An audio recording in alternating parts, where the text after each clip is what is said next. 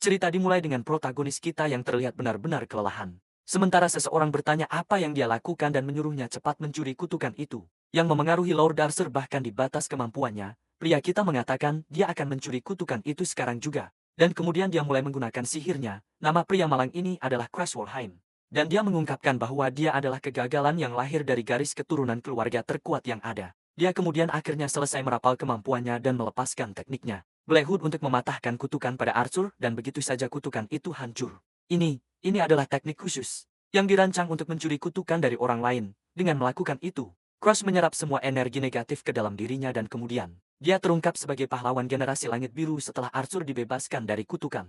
Sekutunya bergegas memberinya ramuan sementara Crush hanya tergeletak kelelahan di tanah. Arthur kemudian melihat ke langit dan melihat seorang satria kerangka terbang di atas. Tengkorak itu menatap tajam ke arah kelompok, bersiap untuk bertarung. Dan tanpa membuang waktu sedetik pun, monster itu melemparkan bola api dan menghancurkan gunung. Arthur kemudian bertanya-tanya apakah mereka benar-benar akan bertarung. Satria biru kematian dengan begitu sedikit orang.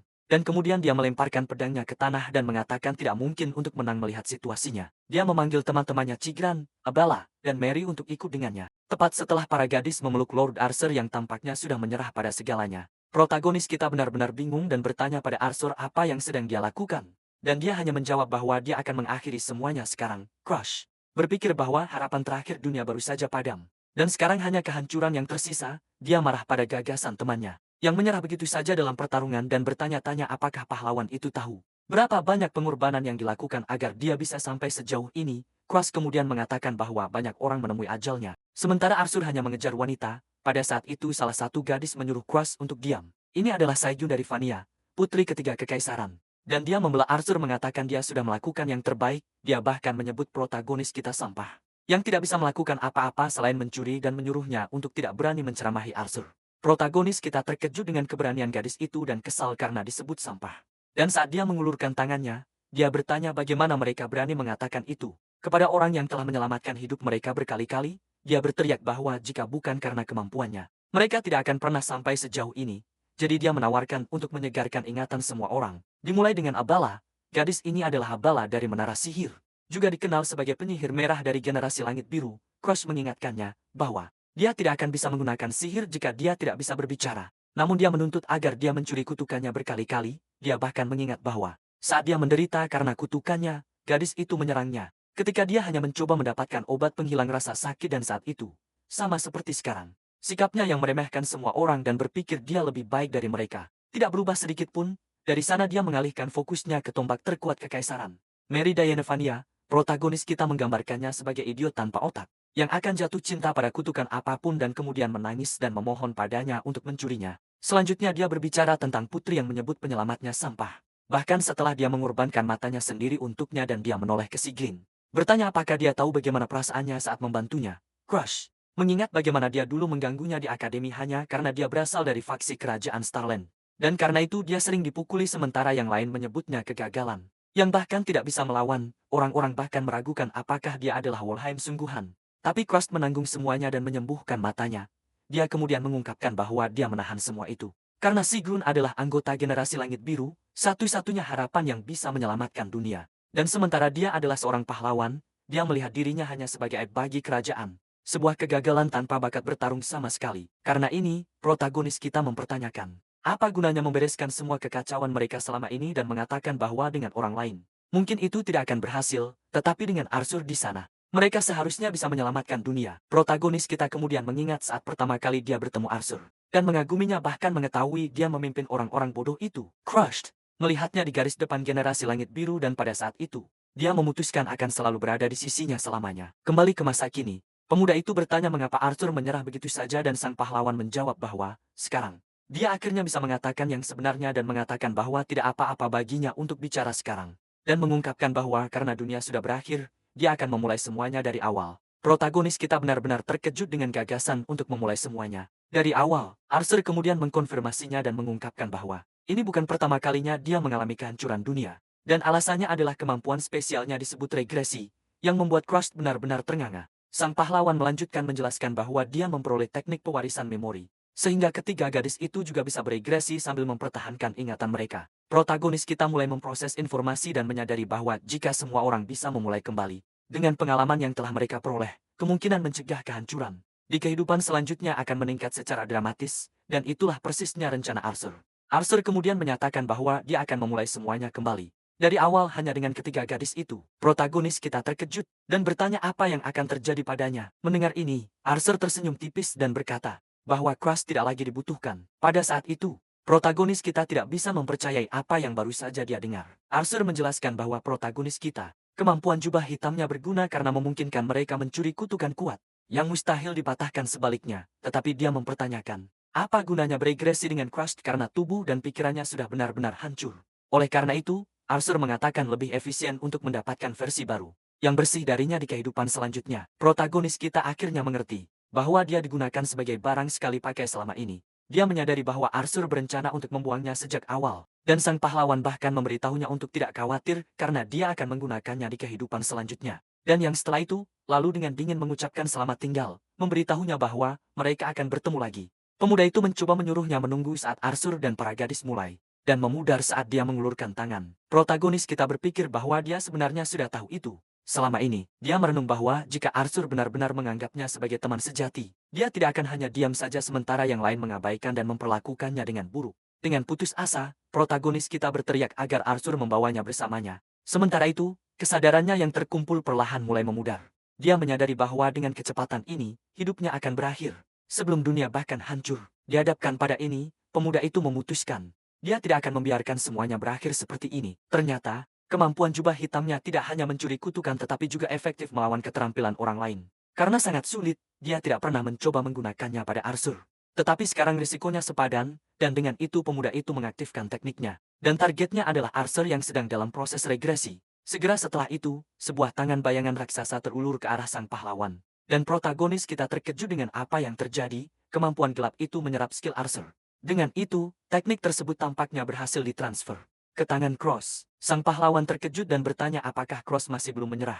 Pemuda itu kemudian mengungkapkan bahwa Arthur telah mengalami kehancuran yang tak terhitung jumlahnya hingga sekarang dan setiap saat. Dia ditinggalkan di dunia yang sekarat hanya karena menjadi tidak berguna. Bertanya-tanya berapa kali dia merasakan keputusasaan yang sama, tetapi dia memperingatkan bahwa kali ini, giliran Arthur yang akan ditinggalkan dan sang pahlawan. Bertanya-tanya apakah pemuda itu akhirnya kehilangan akal sehatnya. Protagonis kita hanya tersenyum, dan mengatakan bahwa mungkin Arthur benar. Dia mengingatkan sang pahlawan bahwa dialah yang mengatakan dunia ditakdirkan untuk kehancuran. Menyadari bahwa Cross menggunakan skill regresinya, Arthur benar-benar bingung. Sang pahlawan tidak bisa percaya apa yang terjadi. Sang protagonis menyatakan bahwa dialah yang akan menyelamatkan dunia berikutnya. Setelah itu, semuanya mulai terang dan sedikit demi sedikit dia mulai terbangun. Sampai tiba-tiba matanya terbuka lagi. Rupanya, regresi itu berhasil. Meskipun dia kecil, dia tampaknya memiliki semua ingatannya. Karena itu, anak laki-laki itu melihat sekeliling mencoba memahami apa yang terjadi. Dan rupanya dia sangat mengenal tempat itu karena itu adalah rumah tempat dia tinggal. Saat dia masih kecil, sebuah notifikasi memberitahunya bahwa regresi telah selesai. Dan Chris Walheim sekarang berusia 13 tahun. Tepat setelah itu kita mendapatkan penjelasan tentang erosi dunia. Sebuah fenomena di mana dunia secara harfiah terkikis oleh dimensi lain. Karena ini, lingkungan berubah dan spesies erosi yang disebut menyerbu area tersebut. Di antara makhluk-makhluk ini, ada beberapa yang sangat mirip dengan manusia. Dan itulah yang paling berbahaya karena mereka biasanya memimpin monster lain dalam serangan mereka. Makhluk humanoid ini disebut eroder dunia. Ketika salah satu dari ini muncul di kota, itu adalah kekacauan total dan orang-orang berlarian dengan putus asa meminta bantuan Ordo Satria. Dan saat itulah mereka yang bertarung melawan eroder dunia, melangkah maju dengan senjata dan sihir mereka. Mereka bersiap untuk bertempur. Dan demikianlah pertempuran melawan eroder akhirnya dimulai. Para pahlawan ini dikenal sebagai generasi langit biru. Dan protagonis kita ingat dia adalah salah satu dari mereka. Ternyata dia hanya bergabung dengan generasi ini karena tubuhnya mampu menyegel kutukan. Pada akhirnya, dia diperlakukan seperti penangkal petir untuk kutukan dan dikhianati oleh teman-temannya. Menjalani kehidupan yang benar-benar menyedihkan. Setelah ingatan yang mengerikan ini, protagonis kita terbangun kaget di tempat tidurnya. Dia kemudian melihat sekeliling dan bertanya-tanya di mana dia berada. Tetapi segera mengenali bahwa itu adalah kamar lamanya. Protagonis kita bingung karena beberapa saat yang lalu, dia berada di tengah musim dingin dan sekarang sangat panas hingga dia berkeringat. Dari sana dia menyadari dia berada di rumah besar Azure Pine, tempat dia tinggal saat kecil. Dengan itu dia mengerti bahwa pertaruhan terakhirnya menggunakan Black Hood pada Arthur benar-benar berhasil dan dia benar-benar berhasil mencuri skill regresi dari mantan pahlawan. Protagonis kita tertawa, tidak percaya apa yang terjadi, tetapi kemudian dia bertanya-tanya bagaimana dia bisa mencuri teknik itu. Dia tahu bahwa kebanyakan orang berpikir Black Hood adalah skill yang dapat digunakan dengan bebas tanpa batasan. tetapi kenyataannya ia memiliki kelemahan yang sangat jelas. Untuk mencuri target dengan Blackwood, Anda perlu membuka kunci yang dihasilkan saat Anda mengaktifkannya. Kunci ini dihasilkan berdasarkan nilai yang diberikan pemilik pada target mereka, bahkan jika itu hanya batu yang diambil dari pinggir jalan. Jika pemilik menganggapnya berharga, kesulitan membuka kunci meningkat secara absurd. Oleh karena itu, hal-hal yang dianggap berharga oleh lawan, seperti skill mereka, jauh lebih sulit untuk dicuri. Dia menyimpulkan bahwa semakin besar nilainya, semakin banyak kondisi yang dibutuhkan, dan kesulitannya seharusnya jauh lebih tinggi. Pada saat itu dia memikirkan Arthur, dan bertanya-tanya apa yang terjadi padanya saat itu karena dia tahu Blackwood diaktifkan pada waktu itu. Tetapi dia tidak ingat melihat kunci apapun untuk membuka. Tidak adanya kunci membuatnya percaya bahwa Arthur sebenarnya ingin menyingkirkan skill regresi. Dia terkejut dengan kemungkinan itu, bahwa Raja Pahlawan yang Agung ingin membuang kemampuan sekuat itu. Pada saat itu, protagonis kita ingat bahwa sesekali Arthur akan menunjukkan ekspresi kelelahan total dan bertindak seolah-olah dia hanya menjalani rutinitas. Jika dia mengulang dunia yang ditakdirkan untuk kehancuran berulang kali sendirian, tidak mungkin dia bisa menjaga kewarasannya. Bagi Arthur, regresi tidak berbeda dengan kutukan. Karena itu, dia berencana untuk mewariskan ingatannya kepada ketiga gadis itu, dan mencoba untuk beregresi bersama mereka kali ini, tidak termasuk protagonis kita dari persamaan. Fakta bahwa dia berhasil mencuri skill dengan Blackwood hanya mengkonfirmasi satu hal, Arthur. Dia tahu kehilangan kemampuan regresi dan tertinggal di dunia itu. Diambang kehancuran, bertabrakan dengan hujan meteor Satria Biru. Kehancuran, yang berarti dia sudah tiada. Protagonis kita kemudian mengatakan bahwa dia mengambil kemampuan itu, yang sangat ingin dibuang Arthur dan bahwa Arthur seharusnya berterima kasih padanya untuk itu. Dia tertawa pahit memikirkan situasi itu dan mengingat bagaimana dia selalu ditinggalkan dari kelompok. Sementara mereka bertindak seolah-olah menyerap kutukan adalah sesuatu yang bisa dilakukan siapapun.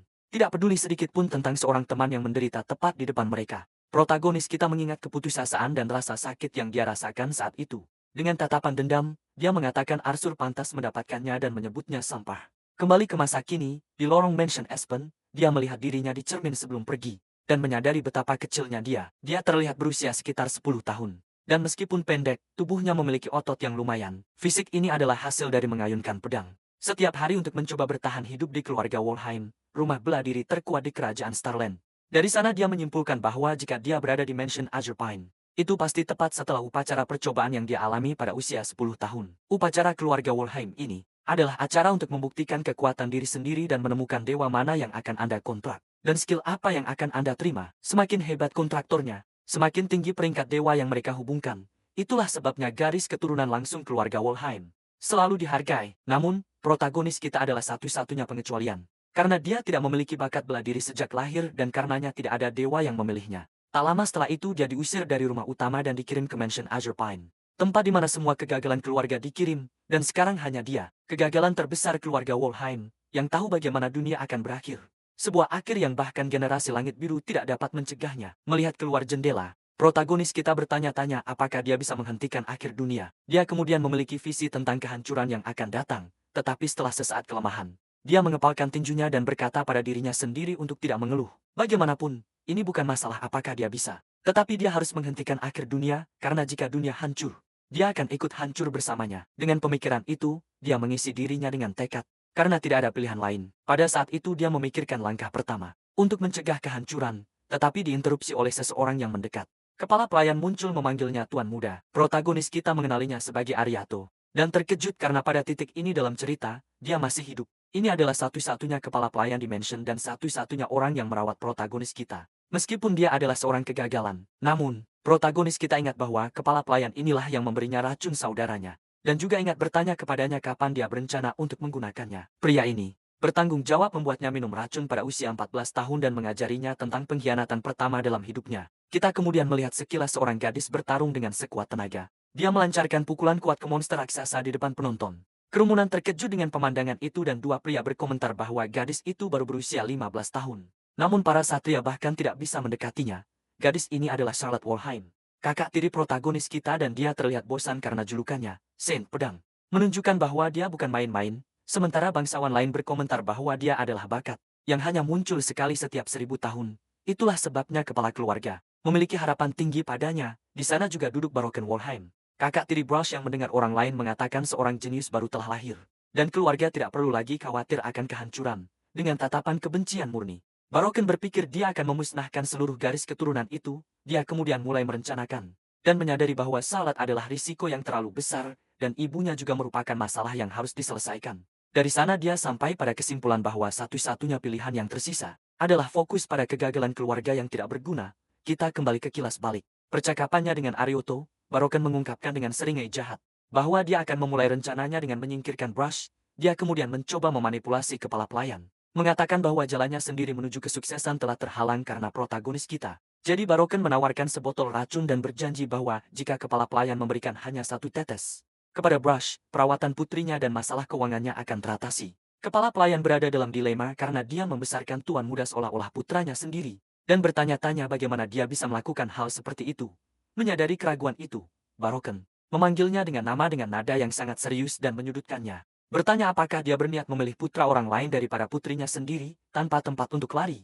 Kepala pelayan menundukkan kepalanya dalam kekalahan dan menjawab tidak, dan demikianlah pengkhianatan itu disegel. Saat racun diletakkan di makanan protagonis kita, adegan itu kembali ke masa lalu, dan tangan protagonis kita gemetar. Dia kemudian ingat menemukan Arioto di lantai, dengan pisau tertancap di dirinya sendiri, dengan sisa kekuatannya. Kepala pelayan meminta maaf kepada Tuan Muda Brush atas semua yang dia lakukan pada saat itu.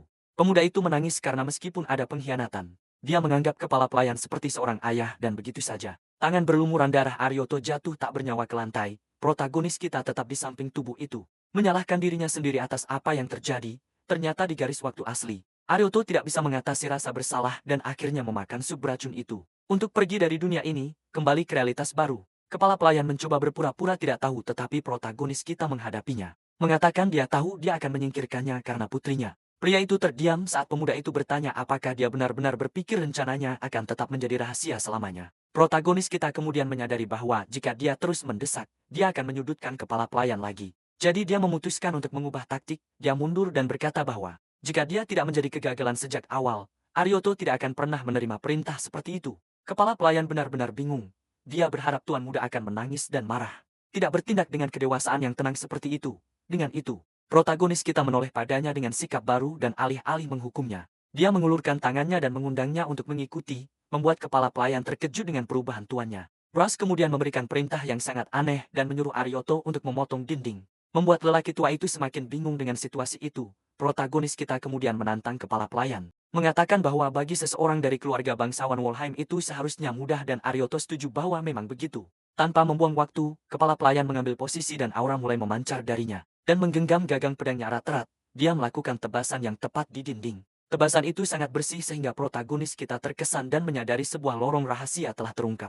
Arioto terkejut menemukan lorong rahasia di sana tetapi protagonis kita hanya mengucapkan selamat atas pekerjaan yang telah dilakukan dengan baik. Kepala pelayan memandang tuan mudanya, dan berpikir dia terlihat seperti orang yang sama sekali berbeda dari sebelumnya. Dia bahkan bertanya-tanya apakah anak itu begadang semalaman menyalakan tempat itu, karena dia memancarkan suasana. Mengingatkan para kepala keluarga yang mendekati pintu yang terkunci dengan rantai dan gembok, protagonis kita bertanya-tanya apa yang terjadi di sana, tetapi dengan cepat menyingkirkan pikiran-pikiran itu dan mengatakan pada dirinya sendiri untuk tidak terpaku pada masa lalu. Dia ingat bahwa setelah kebakaran, semuanya menjadi abu, tetapi kali ini, dia berhasil tiba sebelum tragedi itu terjadi. Kepala pelayan menawarkan untuk memotong rantai juga, tetapi protagonis kita menghentikannya, mengatakan itu tidak bisa dipotong. Dengan tatapan bertekad, dia menyatakan bahwa kali ini dia akan menguji kekuatannya sendiri dan mengaktifkan kemampuan Blackhood-nya. Dengan kemampuan Blackhood, protagonis kita dengan mudah mematahkan gembok dan rantai yang menahan pintu, dan kepala pelayan terkejut dengan kekuatan tuan muda itu.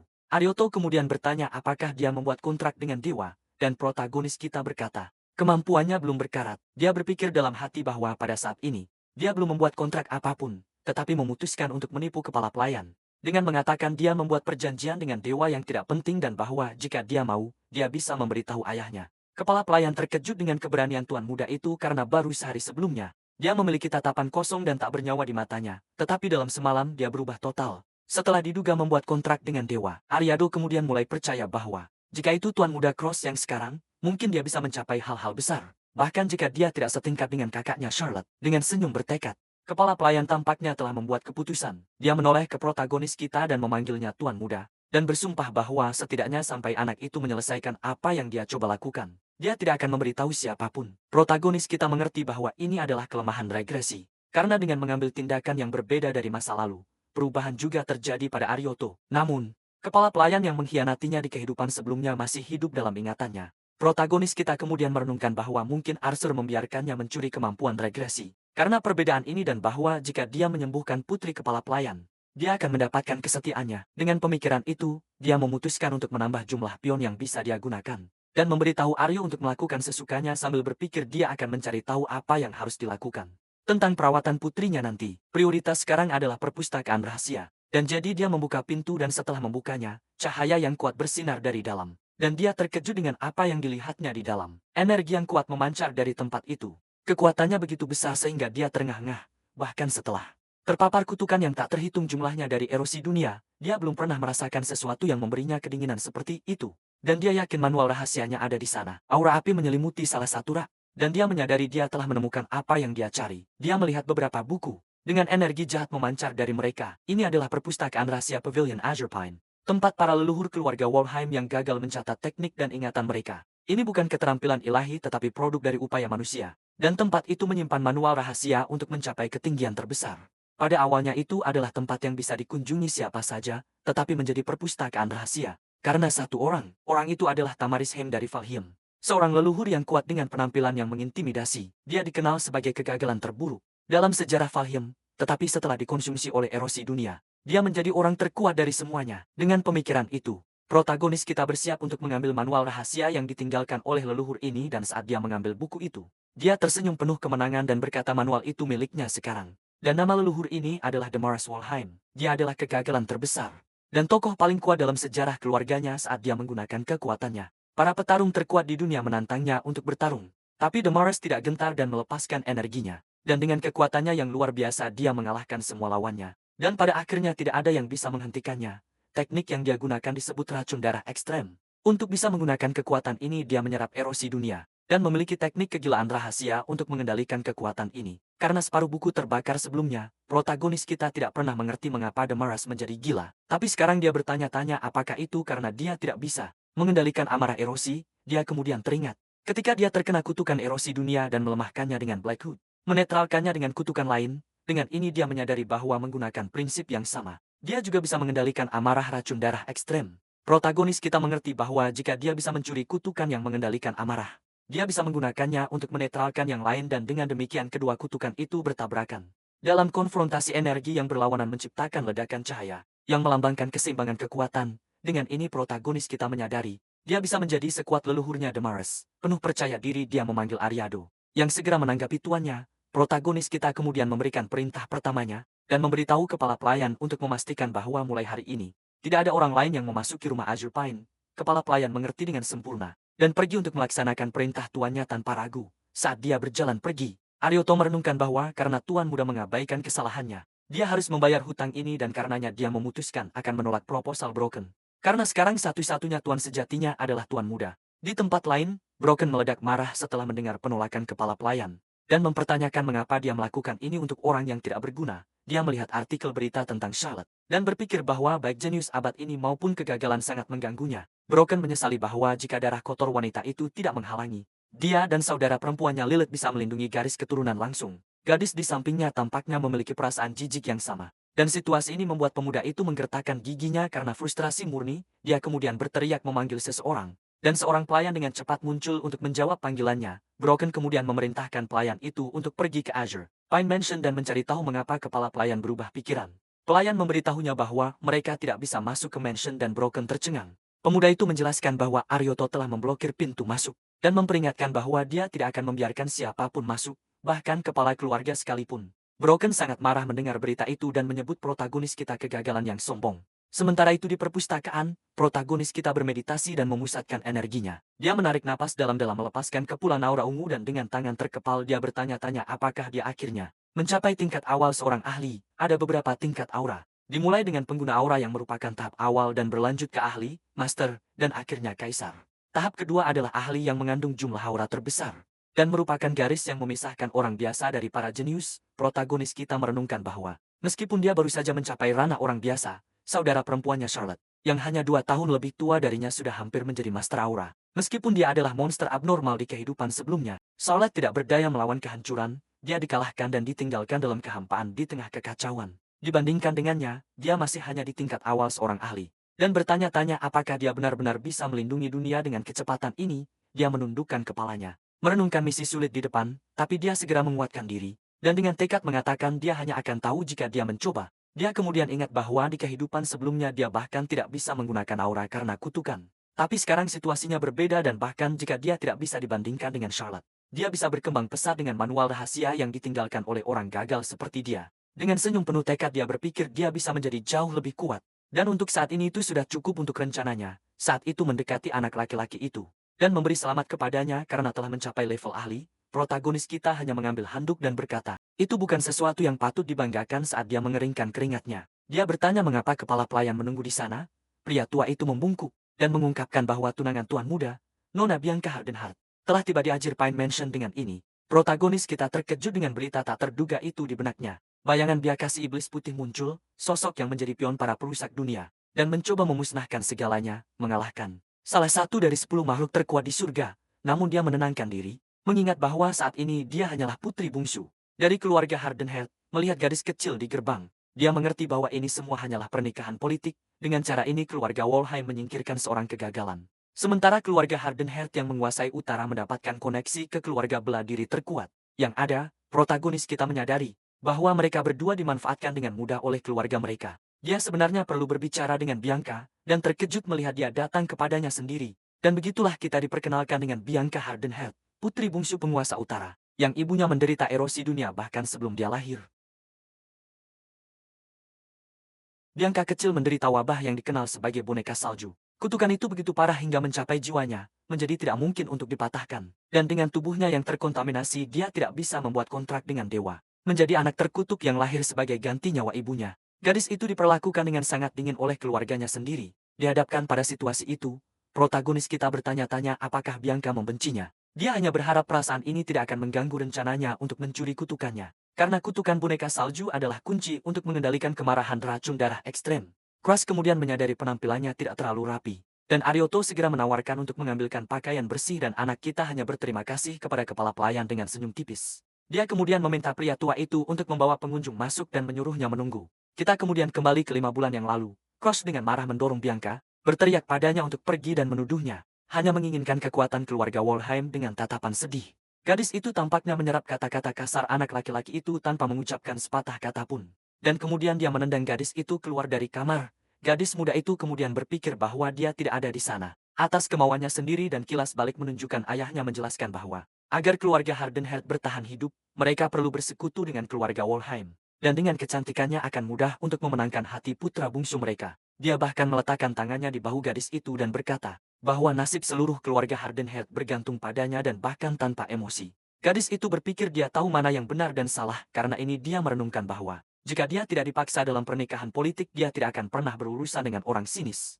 Pecundang bermulut besar seperti Crush, dia kemudian sedikit ragu tapi memutuskan bahwa dialah yang menolak pertunangan ini. Kembali ke masa kini, protagonis kita menyadari dia mungkin sudah terlalu kasar di kehidupan sebelumnya. Sudah berpakaian, dia mencoba mencairkan suasana dan mengeluh bahwa mereka menyajikan teh panas kepada seseorang dengan lidah sensitif seperti miliknya dan bahwa dia akan berbicara sebentar dengan para pelayan nanti. Namun, gadis itu hanya menatapnya dalam diam, tidak menunjukkan reaksi. Untuk mencoba menghidupkan suasana, anak laki-laki itu menyarankan berjalan-jalan di taman. Karena cuacanya bagus dan ada bunga-bunga di sana, yang tidak ada di utara. Segera setelah itu, dia memanggil Arioto dan memintanya untuk membawa kue kacang macadamia ke taman, dan kepala pelayan itu segera menurut. Saat mereka berjalan menyusuri lorong, protagonis kita mengatakan perjalanannya pasti panjang. Dan karena mereka bertunangan, mereka akan memiliki lebih banyak kesempatan untuk bertemu di masa depan, dan dia hanya mengonfirmasi Crush, lalu mengatakan nadanya lebih terdengar seperti seorang perwira atasan daripada tunangannya. Bianca terus menatapnya dalam diam, seolah memproses situasi. Dia berpikir bahwa ada sesuatu yang pasti salah, karena terakhir kali mereka bertemu tatapannya tajam dan menusuk, tetapi hari ini dia tampak seperti orang yang berbeda. Selain itu, dia tidak pernah memberitahunya bahwa dia menyukai kue kacang macadamia. Di taman, anak laki-laki itu berkomentar betapa damainya semuanya. Tetapi gadis itu memotongnya dan mulai menanyainya dengan ekspresi serius. Dia bertanya apakah dia benar-benar Crush. Keduanya saling menatap dalam ketegangan sesaat. Saat keraguan menggantung di udara, protagonis kita merasa sedikit canggung. Dengan pertanyaan langsungnya, dia kemudian bertanya apakah dia terlihat sangat berbeda dari sebelumnya. Tetapi secara tidak sengaja melepaskan auranya. Gadis itu ketakutan saat merasakan energi jahat itu.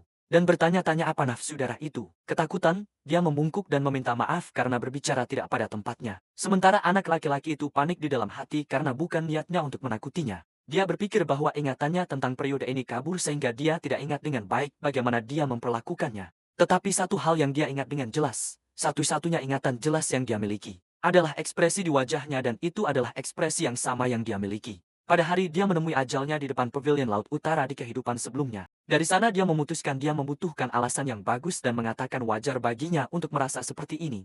Karena dia baru-baru ini membuat kontrak dengan dewa. Gadis itu tampaknya menerima penjelasan itu. Berpikir kepribadiannya berubah karena kontrak. Mengucapkan selamat kepadanya atas pencapaian itu. Memanfaatkan momen itu. Dia mengatakan dia punya proposal untuknya. Dan gadis itu bertanya-tanya apa yang diinginkan seseorang yang membuat kontrak dengan dewa. Darinya, hal pertama yang terlintas di benaknya adalah pembatalan pertunangan dan protagonis kita marah. Bertanya mengapa dia berpikir hal seperti itu. Anak laki-laki itu kemudian mulai merendahkan dirinya sendiri. Mengatakan dia mengerti jika dia tidak ingin menikah dengan seseorang seperti dia. Dan gadis itu hanya berpikir, dia mulai lagi dengan merendahkan dirinya sendiri. Bertanya-tanya mengapa seorang Warheim memiliki harga diri yang begitu rendah. Dengan ekspresi serius, wanita muda itu memotong anak laki-laki itu dan menegaskan bahwa dia adalah tunangannya. Dan bahwa ini tidak akan berubah dengan cara apapun. Protagonis kita terlihat tersentuh oleh pernyataan itu. Dan bertanya-tanya kapan terakhir kali dia mendengar kata-kata tulus seperti itu. Dia kemudian menggelengkan kepalanya untuk menenangkan diri dan mengatakan sudah waktunya untuk langsung ke intinya. Mengungkapkan bahwa dengan kemampuan barunya yang terbangun, dia ingin mengambil kutukan boneka saljunya. Gadis itu terkejut dengan proposal itu dan tidak percaya dia menginginkan kutukan. Yang bahkan pemutus kutukan paling terkenal pun tidak bisa menghilangkannya. Dia kemudian bertanya apakah dia berencana untuk mengambil kutukan itu untuk dirinya sendiri dan Cross mengonfirmasi, menawarkan keinginan apapun sebagai imbalan, termasuk pembatalan pertunangan. Sementara wanita muda itu merenung, bahwa tidak memiliki emosi adalah keuntungan karena dia tahu bahwa Cross diperlakukan sebagai kegagalan. Dan karena itu pasti ada jurang pemisah antara dia dan garis keturunan langsung. Mungkin dia hanya terlalu lelah dengan segalanya sampai ingin menghapus emosinya sendiri. Gadis itu menatap anak laki-laki itu dengan ekspresi bingung dan bertanya-tanya apakah ini yang mereka sebut penyakit mental. Dia kemudian teringat apa yang pernah dikatakan seorang penyihir tipe mental padanya. Ketika seseorang mencapai titik puncaknya, pikiran mereka menjadi sakit. Dan orang-orang ini bisa berakhir bunuh diri atau tiba-tiba menjadi lembut. Seolah-olah mereka adalah orang yang sama sekali berbeda. Wanita muda itu kemudian teringat bahwa penyihir itu memperingatkannya bahwa saat-saat ini berbahaya. Dan bahwa perilaku ini adalah tanda-tanda akhir yang akan datang dan bahwa jika seseorang yang dekat dengannya mencapai titik itu, kamu harus tetap berada di sisi orang itu untuk membantu mereka kembali ke masa kini. Bianca dengan erat memegang tangan Crush dan mengatakan dia tidak membutuhkan kutukan untuk mengendalikan emosinya. Dan bahwa dia yakin dia bisa mengatasi ini. Protagonis kita benar-benar tersipu oleh sikapnya dan mencoba menjelaskan bahwa dia salah paham. Gadis itu bagaimanapun mengabaikannya dan mengatakan dia akan sering mengunjunginya dan bahkan mungkin pindah ke dekatnya. Membuat anak laki-laki itu semakin bingung. Dan kemudian dia bertanya apakah gadis itu tidak membencinya. Bianca kemudian meremas tangannya. Dan menyatakan bahwa bahkan jika dia membencinya, dia tidak bisa meninggalkan seseorang yang berada di ambang jurang dan protagonis kita menyadari. Dia tidak menyangkal fakta bahwa dia tidak menyukainya. Dia menyimpulkan bahwa Bianca adalah tipe yang bertindak langsung. Setelah dia memutuskan sesuatu, tetapi dia sepenuhnya salah tentang situasinya. Melihat bahwa dia tidak akan menyerahkan kutukan itu dengan sukarela, protagonis kita memutuskan untuk mencoba mencurinya secara diam-diam. Dengan kemampuannya, dia kemudian mengaktifkan teknik papan kunci, mengarah langsung ke wanita muda itu. Energi ungu dari kemampuan itu menyelimuti tangannya, bersiap untuk mengekstrak kutukan. Tiba-tiba, kondisi pembuka kunci dihasilkan, dan energi itu memantul kembali ke anak laki-laki itu, mengejutkannya. Kondisi pertama untuk memecahkan kunci terungkap, dia harus berteman dengan Bianca. Tuan muda itu menyadari ini akan menjadi masalah karena ini adalah kunci ganda. Dan menyimpulkan bahwa karena itu adalah kutukan kelahiran, itu telah menjadi bagian dari tubuhnya. Dia menemukan kondisi untuk berteman dengan masa depan. Iblis putih bahkan lebih sulit daripada menjadi tunangannya. Bianca tidak memiliki emosi dan hampir tidak menunjukkan minat pada apapun. Protagonis kita mengerti bahwa jika dia membiarkannya pulang, transformasinya menjadi iblis putih akan dipercepat. Jadi, dia memutuskan untuk menjaganya tetap dekat dan menunggu kesempatan untuk memecahkan kunci itu. Dan berpikir bahwa jika dia bisa mencegahnya menjadi iblis putih dan mendapatkan kutukan itu, dia memecahkan dua masalah sekaligus. Untuk saat ini, langkah terbaik adalah mendengarkan apa yang Bianca katakan. Jadi dia mengatakan dia senang dengan berita itu dan akan senang melihat tunangannya lebih sering. Gadis itu bagaimanapun mengoreksinya dan mengatakan dia akan berkonsultasi dengan ayahnya terlebih dahulu sebelum kembali. Saat dia melihatnya pergi, dia memperkirakan bahwa akan membutuhkan setidaknya 1 bulan baginya untuk kembali. Jadi dia memutuskan dia akan menggunakan waktu ini untuk membaca sebanyak mungkin manual rahasia yang dia bisa. Berpikir bahwa segalanya menjadi cukup sibuk. Keesokan harinya di Cheongsong Hall, seorang pria menurunkan beberapa kotak dari kereta. Di depan mansion, protagonis kita mengamati aktivitas itu. tidak begitu mengerti apa yang terjadi. Tiba-tiba, suara yang familiar menyapanya. Memanggil namanya adalah Bianca yang mengungkapkan bahwa dia telah memutuskan untuk mulai tinggal di sana. Di Cheongsong Hall mulai hari ini dan mengatakan dia menantikan waktu yang akan mereka habiskan bersama. Anak laki-laki itu benar-benar terkejut dengan berita itu. Dan tidak percaya dia sudah pindah. Sejak saat itu, waktu berlalu dan keduanya mulai hidup bersama. Kita kemudian melihat Bianca tidur nyenyak dalam tidur pulas. Protagonis kita terbangun dan menemukannya tidur di sampingnya di tempat tidur lagi. Saat dia menguap, dia mencoba membangunkannya dan mengatakan orang-orang akan salah paham jika melihatnya di sana. Gadis itu kemudian bangun dan dengan sangat alami mengucapkan selamat pagi dan bertanya apa yang dia lakukan di sana. Dan anak laki-laki itu membalas bahwa itu adalah pertanyaannya meskipun situasinya lucu. Protagonis kita melanjutkan latihan intensifnya bermeditasi dan memusatkan energinya untuk menjadi lebih kuat. Protagonis kita kemudian merenung bahwa beberapa bulan telah berlalu. Sejak dia mulai tinggal bersama Bianca, dia ingat hari dia tiba di mansion dan mengumumkan dia akan tinggal di sana. Anak laki-laki itu terkejut dengan berita itu dan hampir tidak bisa mempercayainya. Dia kemudian menanyanya dan dia hanya mengkonfirmasi bahwa keluarganya memberikan izin segera dan tanpa masalah. Protagonis kita khawatir tentang fakta bahwa dia baru berusia 12 tahun dan tinggal jauh dari keluarganya. Dia kemudian berpikir bahwa mungkin kurangnya emosi membuatnya acuh tak acuh terhadap perasaan semacam ini. Bagaimanapun juga dia melihat situasi ini sebagai kesempatan bagus untuk berteman dengannya dan memecahkan kunci waktu berlalu dan tahun hampir berakhir, yang mengingatkannya bahwa pembukaan akademi penting sudah dekat. Akademi Laurel diciptakan oleh 4 kerajaan besar dan kekaisaran untuk melatih talenta yang mampu melawan erosi dunia dan menerima siswa berusia 15 hingga 20 tahun di kehidupan sebelumnya. Akademi ini menghasilkan beberapa anggota generasi langit biru dengan kemampuan super kuat. Hanya mengingat para bajingan itu membuatnya dipenuhi amarah dan frustrasi yang besar. Tetapi dia menenangkan diri dan berpikir bahwa karena dia tahu kelemahan mereka, dia dapat dengan mudah mencuri kemampuan mereka dan bahwa ketika dia mendaftar di akademi, dia akan mengambil semua yang dia bisa. Dia menghitung dan menyadari dia akan berusia 14 tahun depan.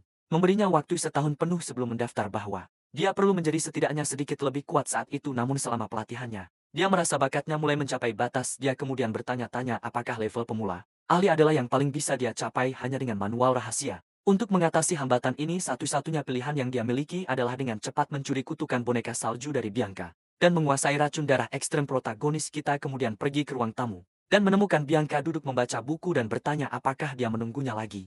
Gadis itu mengkonfirmasi dan mengatakan dia tidak bisa meninggalkannya sendirian dan anak laki-laki itu berpikir bahwa sejak musim panas, dia telah mengikutinya seperti anak ayam kecil. Kita bahkan melihat adegan lucu di mana dia bertanya apakah dia akan mengikutinya ke kamar mandi. Dan dia bertanya apakah dia tidak bisa tuan muda. Kemudian bertanya-tanya kapan dia akhirnya akan melihatnya sebagai teman mencoba dan mempercepat segalanya. Dia menyarankan mereka pergi bermain tetapi diinterupsi oleh Aryo yang memanggilnya. Kepala pelayan memberitahunya bahwa undangan dari tempat suci bintang telah tiba. Dan protagonis kita bingung karena dia tidak mengingat ini. Dan jadi kita menemukan bahwa Star Sanctuary adalah pesta tahunan untuk anak di bawah umur. Di kerajaan Sterin di mana hampir semua orang hadir untuk mencari teman dan memperluas jaringan kontak mereka. Dengan penjelasan itu dia akhirnya mengingat acara tersebut dan berterima kasih kepada kepala pelayan atas informasinya. Dia merenung bahwa sebelum regresi, dia adalah seorang penyendiri di Azure Pine Mansion dan jadi ingatannya tentang waktu ini cukup samar. Dengan tatapan bertekad dia berpikir bahwa pria itu mungkin akan ada di sana. Protagonis kita kemudian memutuskan dia akan hadir untuk menepati janjinya kepada Aryado dan memastikan dia tidak mencoba apapun terhadap hidupnya sendiri lagi. Karena putrinya, dia kemudian memberitahu kepala pelayan bahwa dia akan pergi. Dan Bianca segera bergabung dengannya mengatakan dia juga akan pergi. Kepala pelayan hanya mengangguk.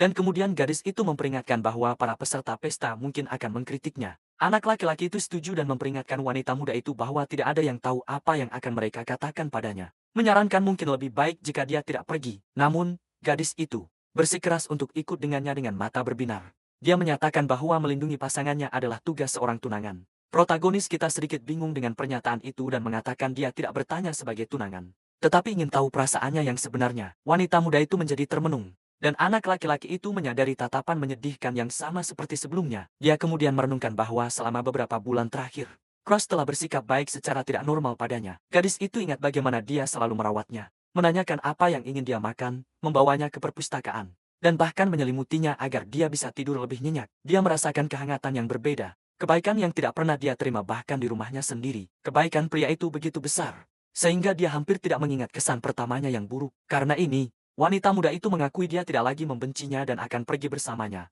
Dan kali ini bukan sebagai tunangan, tetapi atas kemauannya sendiri, yang membuat protagonis kita benar-benar terkejut. Tanpa kata-kata, dia hanya tergagap dan menyetujui keputusannya. Adegan kemudian beralih ke sebuah kereta yang mendekati kastil di tepi laut. Dan seseorang bertanya apakah itu Garyu Ho. Di dalam kereta, anak laki-laki itu bertanya-tanya apakah mereka punya uang untuk dibakar karena mereka menyewa tempat wisata paling terkenal di wilayah itu. Dia kemudian merenungkan bahwa alasan para bangsawan dihormati adalah karena mereka melawan erosi dunia menggantikan rakyat jelata. Tetapi melihat para bangsawan yang mengabaikan pelatihan mereka dan hanya tenggelam dalam pesta, dia bertanya-tanya apakah ini benar-benar masa depan Steren. Dia kemudian berpikir bahwa dia meragukan. Ada banyak orang baik di Star Sanctuary. Dan begitu, keduanya memasuki aula dan diumumkan sebagai Lord Cross Walheim dan Lady Bianca Hardenhart. Para tamu segera mulai berbisik tentang kegagalan keluarga Walheim dan kecantikan putri penguasa utara yang sia-sia. Berkomentar bahwa mereka mendengar keduanya bertunangan. Protagonis kita mengabaikan komentar jahat itu dan hanya berpikir betapa membosankannya bergaul dengan bangsawan palsu. Tiba-tiba seorang pemuda berkomentar bahwa seseorang yang menarik telah tiba. Dia duduk di sofa bersama dua orang lainnya, dan protagonis kita menyadari ada bangsawan sejati di sana juga. Yang pertama adalah Bart Skagma, si anak harimau yang nantinya akan bergabung dengan generasi Blue Sky. Yang kedua adalah Pri Amelia, lebih dikenal sebagai Magby, dan yang terakhir adalah Annex Glazer, si busur kayu. Dan ketiganya akan menjadi tiga pahlawan Steren. Anak laki-laki itu kemudian merenungkan bahwa satu-satunya alasan ketiga orang itu tertarik padanya mungkin karena saudara perempuannya, Charlotte, yang dalam sebuah acara di masa lalu mengalahkan semua orang yang menantangnya dan bahkan mengeluh bahwa Star Sanctuary seharusnya disebut tempat sampah. Dia merasa acara itu sangat membosankan, sehingga dia memutuskan untuk tidak pernah kembali. Protagonis kita ingat bagaimana dia membual tentang hari itu dan menilai dari suasana di aula. Dia menyimpulkan bahwa Charlotte pasti sudah menyebabkan masalah di sana. Pada saat itu, Bianca menarik lengan bajunya, menarik perhatiannya. Gadis itu kemudian memintanya untuk tidak mempedulikan suara-suara di sekitar mereka, tetapi anak laki-laki itu menjelaskan. Dia hanya memikirkan Charlotte. Dia kemudian merenungkan bahwa Bianca juga menjadi sasaran komentar, tetapi dia masih mengkhawatirkannya. Dan dengan gerakan lembut, dia menepuk kepalanya dan menyuruhnya untuk tidak khawatir. Karena dia tidak peduli, protagonis kemudian melihat sekeliling dan bertanya-tanya kapan dia akan tiba. Dan jika dia tidak datang, pada saat itu, para tamu terdiam, melihat ke arah pintu masuk. Dan dengan kemeriahan besar, Lord Darling dan Velian diumumkan.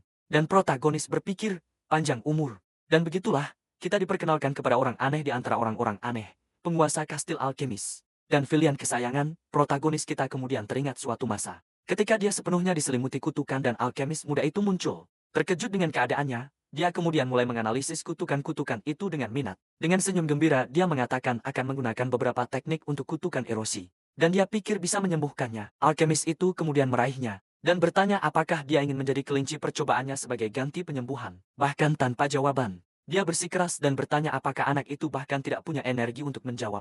Dan tanpa basa-basi lagi dia memutuskan untuk memulai perawatan sendiri. Protagonis kita mencoba menghentikannya tetapi alkemis itu sepertinya ingin menciumnya. Dan Cross mengeluarkan teriakan putus asa lalu bertanya apa yang sedang dia lakukan. Dan itulah pertemuan pertamanya dengan pria yang kemudian dikenal sebagai Raja Alkimia terhebat di dunia. Kembali ke masa sekarang. Sang alkemis membuat pintu masuk yang megah sementara beberapa gadis memuji penampilannya. Dan yang lain mengkritiknya karena sengaja datang terlambat hanya untuk mencari perhatian. Protagonis kita hanya berpikir bahwa tidak mungkin si pamer itu akan melewatkan pertemuan dengan rekan-rekannya. Dia kemudian memanggil Bianca dan membawanya ke meja makanan, memintanya menunggu di sana. Gadis itu mengangguk, sambil memakan beberapa buah ara yang didapatkan anak itu untuknya dengan brankas mewahnya. Dia berbalik dan berjalan menuju alkemis, mengamatinya dengan rasa ingin tahu. Dan bertanya-tanya siapa anak itu. Dia merasa pernah melihat anak itu sebelumnya, dan menyadari itu adalah Crash William dan berpikir dia sangat mirip Charlotte. Alkemis muda itu kemudian mendekati protagonis kita dengan mata berbinar, dan bertanya apakah dia adik Charlotte, lalu bertanya apakah dia punya urusan dengannya. Dan mungkin karena penampilannya yang luar biasa, protagonis kita kemudian mengatakan dia tahu. Dia telah menyelidiki para perusak dunia dan memprovokasi alkemis itu. Dengan bertanya apakah itu menarik minatnya, alkemis itu tertawa dan memanggilnya bocah kecil yang provokatif. Dia kemudian memperingatkan bahwa karena dia telah membangkitkan minatnya, dia sebaiknya bersiap dan meninggalkan ruangan, menempelkan tanda jangan ganggu di pintu. Sendirian di aula, dia menoleh ke senjata yang dipajang dan bertanya berapa umur Crash sekarang. Alkemis itu mengambil salah satu pedang yang dipajang. Protagonis kita menjawab bahwa dia berusia 13 tahun. Dan alkemis muda itu berkomentar bahwa dia terlihat muda tetapi auranya tidak sesuai dengan usianya. Anak itu kemudian mengatakan bahwa di dalam dia adalah orang dewasa yang sudah lulus dari akademi. Dan dia tidak punya banyak waktu jadi dia ingin langsung ke intinya. Alkemis itu tersenyum dan menyuruhnya mengatakan apa yang dia inginkan. Tiba-tiba alkemis muda itu melemparkan pedang padanya. Dan protagonis kita menangkapnya secara refleks. Dengan ekspresi terkejut, dia nyaris tidak punya waktu untuk bereaksi. Dan alkemis itu menyerangnya dengan serangan cepat yang berhasil diblokir anak itu.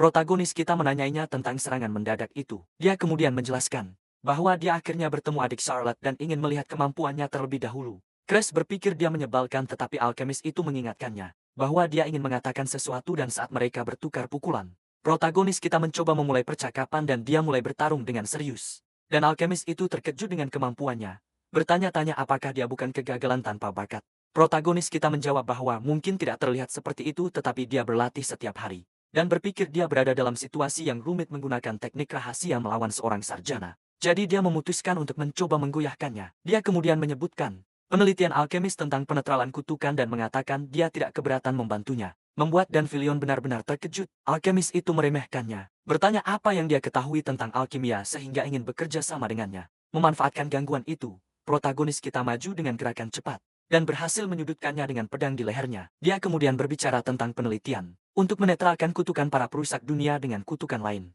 dan menyebutkan bahwa untuk menjadi alkemis kelas 1 perlu membuktikan penelitian ini. Alkemis muda itu menyarungkan pedangnya dan tampak tertarik dengan proposal itu. Dengan senyum percaya diri, protagonis kita menawarkan bantuannya dalam penelitian. Menggunakan kemampuannya yang mencuri kutukan, sang alkemis benar-benar terkejut. Setelah merasakan auranya dan bertanya-tanya bagaimana seorang pecundang tanpa keterampilan bisa memiliki begitu banyak kekuatan, ia kemudian menyadari bahwa jika perkataan Cross benar, ini adalah kesempatan sempurna untuk secara bersamaan membuktikan pasukan dan permintaan serta netralisasi kutukan, dan dengan senyum serakah, ia bertanya apa yang harus ia lakukan sebagai imbalan. Ia bahkan menyarankan untuk menjadi pacarnya. Tetapi protagonis kita menyuruhnya diam dan menjelaskan bahwa ia akan mendapatkan beberapa kutukan di masa depan dan ingin ia membuat obat yang melemahkannya. Anak itu kemudian merenungkan bahwa hanya mencuri kemampuan tidaklah cukup. Karena bahkan generasi langit biru dengan kemampuan luar biasa mereka tidak bisa mencegah kehancuran dunia. Karena itu seorang pecundang seperti dirinya tidak punya pilihan selain menggunakan segala cara yang mungkin, entah itu obat atau apapun.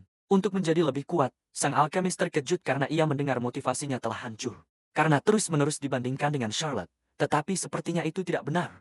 Ia kemudian berpikir bahwa yang satu adalah jenius yang luar biasa dan yang lain seorang eksentrik yang bengkok. Dengan wajah memerah ia menjadi bersemangat dengan gagasan betapa menariknya pasangan saudara ini. Alkemis muda itu kemudian meminta untuk bertanya dan protagonis kita hanya setuju. Ia kemudian bertanya apakah anak itu akan pergi ke Lahaul dan akademi yang baru dibuat. Dengan senyum percaya diri dan bola energi gelap di tangannya, protagonis kita menjawab bahwa itu sudah jelas. Sang alkemis bersemangat dengan jawaban itu, dan berpikir akademi itu penuh dengan keterampilan untuk ia curi. Ia kemudian menerima kesepakatan itu dan mengatakan ia akan membuat obatnya, dan apapun yang ia butuhkan karena ia menyukai segala sesuatu yang berhubungan dengan kutukan. Dan tempat di sampingnya selalu kosong, protagonis kita punya satu permintaan lagi untuknya. Ia kemudian bertanya apakah sang alkemis tahu tentang penyakit perubahan warna. Dan Velian mengkonfirmasi bahwa itu adalah penyakit yang tidak dapat disembuhkan di mana kulit berubah menjadi biru kehitaman. Dan akhirnya menyebabkan kematian seseorang, protagonis kita. Kemudian memintanya untuk membuat obat untuk penyakit ini yang membuat sang alkemis benar-benar bingung. Ia bertanya apakah anak itu tidak tahu arti kata tidak dapat disembuhkan dan mengatakan bahwa bahkan baginya itu tidak mungkin. Tetapi protagonis kita berpikir bahwa ia sendiri adalah orang yang menyelesaikannya di masa depan. Crush kemudian menghela napas dan kemudian mengepalkan tinjunya dan dengan keyakinan penuh, ia mengatakan sang alkemis bisa melakukannya. Alkemis muda itu menerima tantangan itu. Karena mendengar itu membangkitkan harga dirinya, keduanya kemudian menyegel kesepakatan dengan tos kepalan tangan. Protagonis kita memintanya untuk menghubungi di rumah Espen ketika obatnya siap. Dan sang alkemis setuju untuk mengantarkannya secara pribadi. Tetapi sebelum pergi anak itu punya satu pertanyaan lagi. Ia kemudian bertanya apakah sang alkemis menyukai adiknya dan ia menjawab dengan penuh gairah, "Aku mencintai Charlotte." Anak itu menanyainya tentang tawaran untuk menjadi pacarnya. Dan alkemis muda itu menjawab bahwa ia masih anak-anak dan tidak akan mengerti. Ia kemudian mendekat dan mengungkapkan bahwa ia juga menyukai pria. Protagonis kita benar-benar terkejut dengan pengungkapan itu. Anak itu kemudian berteriak "aku tidak" dan lari. Sementara sang alkemis memanggilnya kekasih masa depannya. Jauh di sana ia berpikir bahwa sekarang ia ingat. Sang alkemis adalah orang yang seperti itu. Ia kemudian kembali ke aula utama dan mengamati para tamu dengan tatapan muram. Ia sepertinya mencari seseorang. Tiba-tiba ia melihat Bianca dipegang pergelangan tangannya oleh tamu lain. Gadis itu tampak tidak nyaman dengan situasi itu dan memanggil nama protagonis kita. Matanya dipenuhi energi aneh dengan gerakan cepat dan marah. Sang protagonis menendang wajah pria yang memeganginya. Pria itu terlempar jauh akibat tendangan tersebut saat para tamu menyaksikan dengan terkejut. Terbaring di tanah, dia mengeluh kesakitan dan sang protagonis menuduhnya mencoba merebut tunangannya secara paksa dengan tatapan marah. Pemuda itu menanyanya tentang niatnya. Dia mengulangi pertanyaan itu dengan lebih intens. Memperjelas bahwa dia tidak akan menoleransinya. Pria itu ketakutan oleh reaksi pemuda itu dan mencoba membelah diri. Sang protagonis menuduhnya mencoba menyentuh gadis berusia 12 tahun dan menyebutnya sampah. Bertanya apakah dia memiliki semacam fetish aneh, pria itu panik, dan mengungkapkan bahwa dia hanya mengikuti perintah Putri Claudia. Sang protagonis terkejut mendengar nama Claudia Sternen, pria itu mengonfirmasi bahwa putri kedua mengirimnya untuk membawa Nona Bianca kepadanya, dan bahwa karena wanita muda itu melawan, dia mencoba membawanya secara paksa. Karena itu adalah perintah kerajaan, sang protagonis kemudian menatap Bianca, yang tampak ketakutan oleh situasi itu. Dia tahu Bianca adalah putri bungsu dari para penguasa utara, tetapi karena kutukan, dia dibenci oleh para bangsawan. Dan itulah mengapa dia merasa aneh bahwa sang putri yang biasanya hanya menghibur diri dengan pelayan setianya, secara khusus memanggil Bianca, sang protagonis. Merasa ada yang tidak beres dengan cerita itu, dia kemudian mengamati sang putri dari kejauhan. Dan menyadari ada sesuatu yang janggal, dia menyadari ada koneksi lain di sana. Dan dengan senyum licik dia mengidentifikasi dalang sebenarnya, Kyumi Annex, pria yang sama yang terus-menerus mengejar adiknya. Sang protagonis ingat bahwa setelah dipukuli oleh Charlotte di Sanctuary Bintang, Annex membencinya tetapi tidak bisa tidak mengaguminya. Karena dia tidak bisa mengalahkan Charlotte, dia menargetkan adik laki-lakinya, yang dianggap pemuda itu sebagai rencana yang sangat ceroboh dengan desahan jijik. Dia tampaknya telah memahami semuanya, tetapi dia bertanya-tanya apakah ini berarti Annex bisa menyeret Bianca ke dalam rencananya dan mendekati pria yang terjatuh itu dengan aura mengancam. Dia kemudian memberitahunya bahwa dia akan pergi ke sana, tetapi alih-alih putri kedua, dia akan menemui Annex, yang membuat pria itu bingung. Sang protagonis memprovokasinya, mengatakan dia melayani sang putri tetapi bahkan tidak tahu perintah siapa yang dia ikuti, dan bahwa intuisinya sangat buruk. Dia kemudian mengulurkan tangannya kepada Bianca dan mengundangnya untuk pergi bersamanya, meninggalkan pria yang terjatuh itu. Keduanya kemudian berjalan bersama menyusuri aula. Sang protagonis kemudian bertanya, mengapa dia menolak pergi dengan pria itu? Dia sudah tahu siapa dalangnya, karena ingatannya sebelum regresi, tetapi dia bertanya-tanya mengapa Bianca, yang baru berusia 12 tahun tidak mematuhi perintah sang putri. Gadis itu menjawab bahwa itu karena dia menyuruhnya menunggu. Sang protagonis terkejut dan tersentuh oleh jawabannya. Dengan senyum tipis dia memujinya atas pekerjaan yang dilakukan dengan baik, dan mengelus kepalanya saat mereka berjalan. Setibanya di pintu tertutup, Barat Shagma, si anak harimau, menyambut mereka. Dia tampak senang melihatnya, dan sang protagonis memberitahunya bahwa dia datang untuk menemui Annex. Anak harimau itu mengonfirmasi bahwa Annex mengatakan untuk membiarkannya masuk jika dia muncul. Sang protagonis kemudian merenungkan tentang Barat Shagma, seorang pendekar pedang ganda yang terampil, dengan kepribadian yang tidak terduga, yang lebih dia pilih untuk tidak terlibat dengannya. Dia menyadari bahwa instruksi Annex menyelamatkannya dari keharusan berurusan dengan anak harimau itu, dan menunjuk ke pintu, namun Barats menghentikannya dan mengatakan dia juga penasaran dengannya, dan bahwa mereka harus menyelesaikannya di sana. Tetapi, sang protagonis mengingatkannya bahwa pertarungan dilarang di Sanctuary Bintang. Anak harimau itu berargumen bahwa jika dia bertarung dengan Charlotte, maka dia juga bisa melawannya, dan memprovokasinya dengan mengatakan dia tampak lebih lemah dari adiknya. Protagonis kita kemudian ingat pernah mendengar bahwa Barats tampil lebih baik melawan Charlotte daripada Annex. Bertahan lebih lama dalam pertarungan bahkan di antara para ahli, tingkat keterampilan Barats sedikit lebih tinggi, dan dia memiliki indera tempur yang tidak terduga. Dia kemudian bersiap untuk bertarung, karena dia menyadari dia harus menghadapi Barats sebelum bertemu Annex. Protagonis kita lebih suka menghindari pertarungan dengannya tetapi menyadari matanya tidak akan membiarkannya melarikan diri dengan mudah. Dia kemudian mengepalkan tinjunya dan menerima tantangan dengan gerakan cepat. Dia menghindari serangan dari Tiger Boy dan membalas dengan tendangan kuat. Dia menginjak tanah dengan keras untuk mendapatkan momentum dan melancarkan pukulan dahsyat ke lawan. Matanya bersinar dengan energi intens dan dia menggunakan teknik serangan instan. Tiger Boy terlempar ke tanah karena kekuatan benturan. Protagonis kita berdiri sebagai pemenang setelah serangan itu, tergeletak di tanah. Barats mengeluh bahwa dia tidak menahan diri. Protagonis kita menjawab bahwa dialah yang menantangnya untuk bertarung. Tiger Boy bangkit dengan gembira dan meminta untuk melanjutkan. Tapi pertama dia ingin mengambil senjatanya. Protagonis kita bertanya apakah dia benar-benar bisa melanjutkan. Dengan senyum menantang dan darah menetes dari hidungnya, Barats tampak siap untuk ronde berikutnya. Tiger Boy benar-benar bingung. Tidak mengerti apa yang baru saja terjadi, protagonis kita hanya mengawasinya dari atas. Saat Barats tetap di tanah, benar-benar kalah. Bianca kemudian mendekat dan bertanya apa yang dia lakukan dan anak itu menjawab bahwa dia menggunakan salah satu seni rahasia keluarga Wolheim. Teknik ini dikenal sebagai serangan instan. Seni kuno yang diciptakan oleh para pemberontak keluarga yang melepaskan kekuatan penghancur maksimum pada jarak terpendek yang mungkin. Kita menemukan bahwa ini adalah satu-satunya teknik yang ditemukan dari Omatsu Hall, yang sepenuhnya terbakar dan berkat itu, Cross berhasil bertahan. Situasi hidup atau mati yang tak terhitung jumlahnya. Oleh karena itu, dia mengungkapkan bahwa dia menggunakan seni rahasia terkuatnya dan karena itu, Barats seharusnya tidak bisa bangun dalam waktu dekat, bertentangan dengan harapan.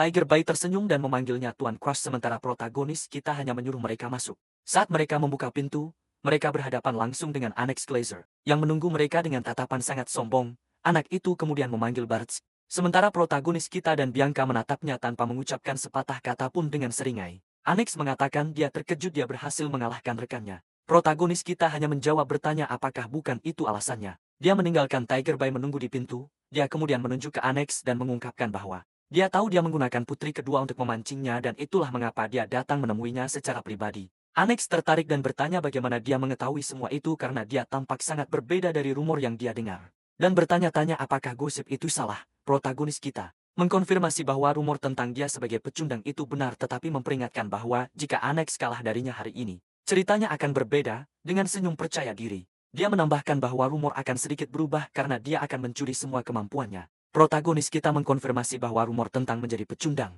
itu benar tetapi jika Alex kalah darinya hari ini, isi rumor itu akan sedikit berubah. Alex hanya terdiam dengan senyum percaya diri di wajahnya. Tampak menganalisis situasi dengan tatapan serius, protagonis kita mempersiapkan diri untuk menghadapi Alex Blazer. Dari sana dia ingat bahwa keduanya bersama dari akademi hingga generasi Blue Sky, dan bahwa Alex adalah teman lama karena waktu yang mereka habiskan bersama. Dia mengenalnya dengan sangat baik dan tahu persahabatan mereka didasarkan semata-mata pada kegunaannya dan kegunaan itu untuk alasan terburuk yang mungkin. Saat dia ingat dilempar dari tebing menuju monster saat itu, dia ketakutan menyadari bahwa semua temannya telah dikalahkan. Putus asa, dia berpegangan pada tepi tebing dan meminta bantuan Alex. Namun, anak itu ragu-ragu, berpikir bahwa jika ketahuan jebakan itu adalah kesalahannya, dia akan kehilangan tempatnya di generasi langit biru. Karena itu, dia menyimpulkan bahwa jika dia satu-satunya yang selamat, tidak ada yang akan tahu apa-apa. Meninggalkan protagonis kita dalam keadaan syok, Alex kemudian mengungkapkan motif sebenarnya dan mengatakan bahwa sudah ada perebutan kekuasaan internal yang besar dan bahwa Crush pasti akan diusir karena insiden itu. Dengan senyum dingin dan penuh perhitungan, dia tampaknya telah membuat keputusan akhirnya. Jadi, dia memutuskan akan menyalahkan semua pada protagonis kita. Karena dia sudah dibenci oleh semua orang, insiden itu akan mudah ditutupi. Dengan senyum licik, dia berterima kasih kepada Crush karena telah menjadi temannya sampai akhir. Protagonis kita mengingat kemarahan dan pengkhianatan saat itu. Mempertanyakan arti kata teman. Dia kemudian berteriak pada Alex agar tidak konyol. Karena dia tidak pernah menganggapnya teman sejati dan menuduhnya hanya tetap dekat. Karena Charlotte, yang membuatnya linglung sepanjang hari karena dia akan menikah.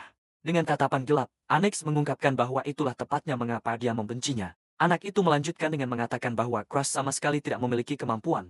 Tetapi intuisinya bagus dan dia selalu mencoba menemukan kekurangan dalam segala hal. Dari sana, dia menyatakan bahwa jika Charlotte benar-benar akan menikah, hubungan mereka berakhir di sana. Menghadapi situasi itu, dia berbalik dengan senyum sinis dan bertanya-tanya apakah itu bukan yang terbaik. Dia bahkan menambahkan bahwa Charlotte tidak akan menginginkan pemakaman dan pernikahan pada saat yang sama, dan protagonis kita memanggilnya bajingan. Dengan itu, kekuatan protagonis kita mulai melemah dan tangannya terlepas dari tepi tebing. Saat dia jatuh, dia bertanya-tanya apakah ini adalah akhir dari segalanya, tetapi tiba-tiba Arthur muncul dan menyelamatkannya. Bertanya apakah dia baik-baik saja, dan saat itulah keduanya menjadi rekan satu tim. Kembali ke kenyataan, protagonis kita merenungkan bahwa itu adalah awal dari kemalangan baru. Sementara itu, Alex ingat diusir dari generasi langit biru. Karena kesaksian Arthur dan bahwa dia sangat marah, dia mencoba menikahi sang putri. Tetapi bertanya-tanya bagaimana keadaannya sekarang. Dengan senyum sombong, dia berkomentar bahwa baik. Cara bicara Crush maupun wajahnya sangat mirip dengan Charlotte. Dan protagonis kita menyadari bahwa Alex sama sekali tidak berubah.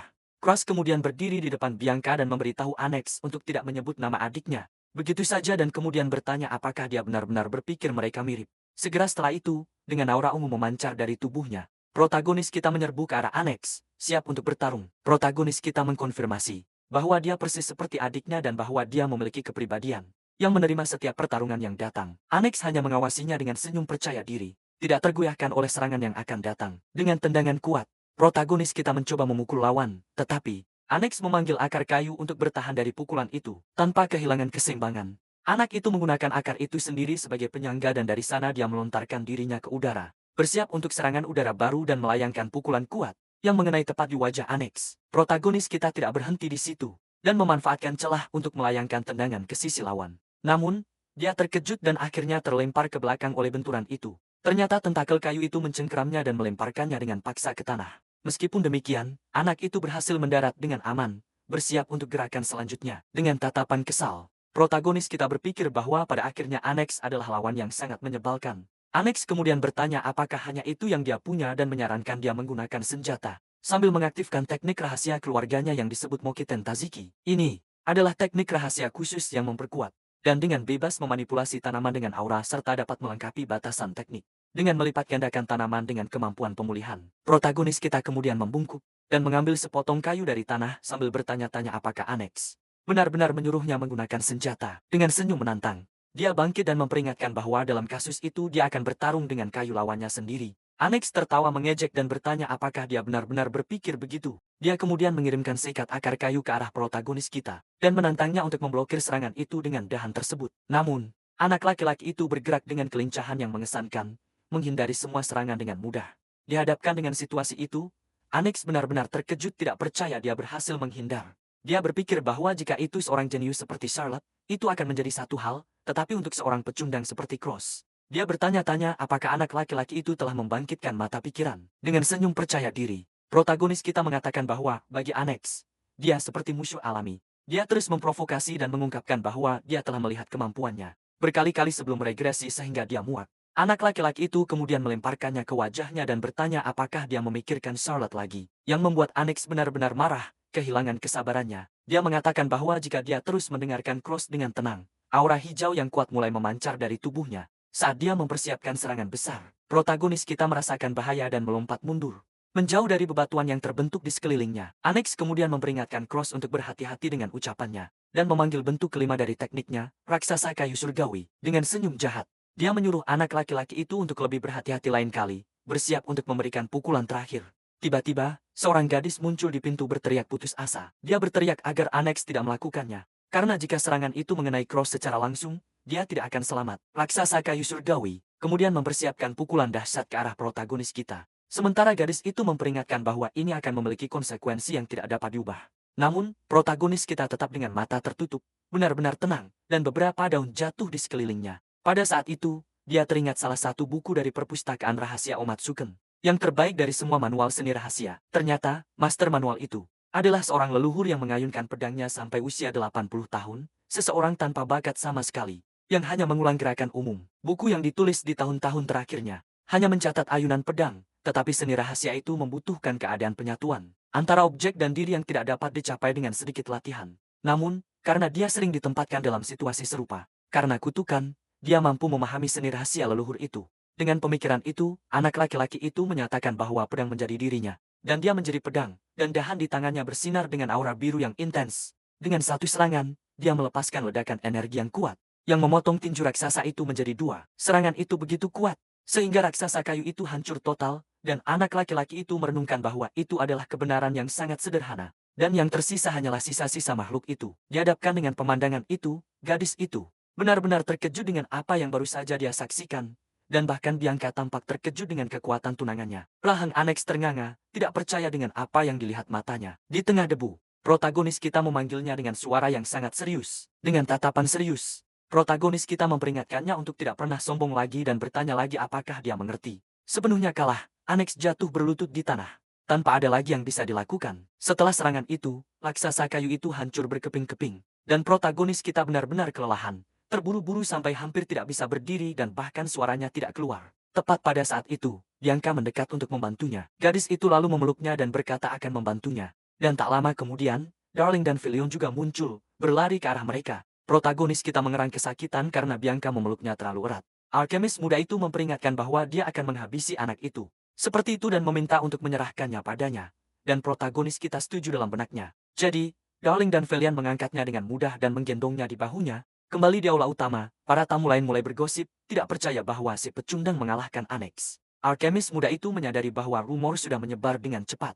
Di seluruh aula, dia kemudian bertanya-tanya apakah anak itu berani atau hanya melakukan apa saja. Tapi dia menyimpulkan bahwa bagaimanapun juga, ketika dia bangun, dia akan terkenal. Selain itu, dia tampak sedikit khawatir tentang hal lain. Ekspresi Annex sebelumnya mengganggunya, dan dia punya firasat anak itu akan mencoba sesuatu setelah ini. Dihadapkan pada situasi itu, dia memperingatkan protagonis kita bahwa dia tidak bisa pergi dari dunia ini, sampai dia membantunya dengan penelitiannya. Seminggu berlalu sejak pesta di Suaka, dan protagonis kita sudah kembali ke latihan intensifnya. Di tengah puing-puing, dia akhirnya merasa bebas dari kerusakan yang disebabkan oleh serangan terakhirnya. Dia merenung bahwa jika dia terus menggunakan teknik itu untuk menyudutkan Annex, sampai akhir, dia akan berada dalam kondisi yang lebih buruk dan ingat pingsan di kereta sepanjang perjalanan pulang. Karena ini, dia menyesal bahwa jika dia tidak kehilangan kesadaran, maka dia setidaknya bisa melakukan persiapan untuk mencuri kemampuan itu.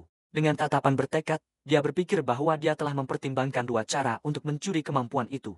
Yang pertama adalah metode standar untuk membuka Black Hood, dan yang lainnya adalah cara untuk membimbing lawan untuk merendahkan kemampuan mereka sendiri. Dia bermaksud menggunakan pilihan kedua pada Annex karena karakteristik metode ini adalah bahwa itu menjadi lebih mudah dieksekusi jika Anda dapat mengalahkan lawan secara telak. Karena raksasa kayu dikalahkan oleh satu serangannya, keraguan yang dirasakan Annex seharusnya menyebar seperti riak di air.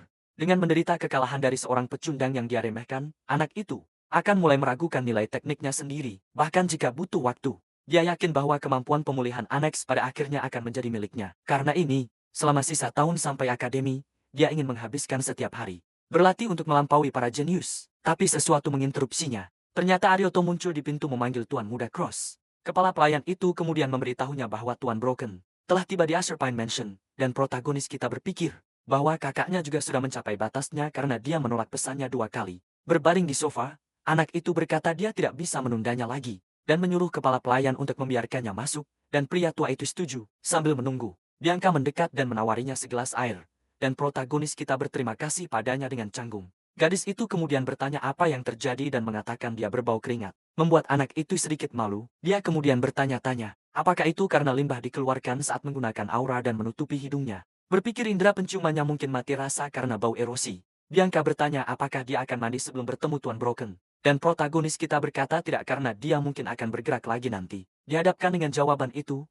gadis itu memintanya untuk tidak mendekatinya. Protagonis kita terkejut dengan sikapnya dan bertanya apakah dia memberi perintah kepada tunangannya. Dia kemudian berpikir bahwa Bianca sudah dewasa dan menjadi lebih kurang ajar. Segera setelah itu, gadis itu lari dan protagonis kita mengejarnya. Bertanya apakah dia pikir dia bisa lolos darinya. Anak itu berpikir bahwa Bianca seperti adik perempuan baginya. Dan itulah mengapa dia hanya ingin menggodanya, tetapi dia merenung bahwa orang-orang yang dia kenal sebelum regresinya mungkin akan memandang dirinya yang sekarang dengan mata dingin. Dia kemudian mendapat penglihatan Arthur memanggil namanya dengan tatapan tidak setuju, suara pahlawan di kepalanya. Bertanya apakah dia sudah melunak dengan kedamaian dan apakah dia pikir dia bisa menghentikan kehancuran dunia. Dengan bertindak seperti itu saat rambut pirang mantan pahlawan itu berkibar. Protagonis kita memikirkan nama Arthur, dia tidak ingin mengakuinya. Tetapi kecuali saat terakhir itu, Arthur adalah pahlawan yang selalu berada di garis depan.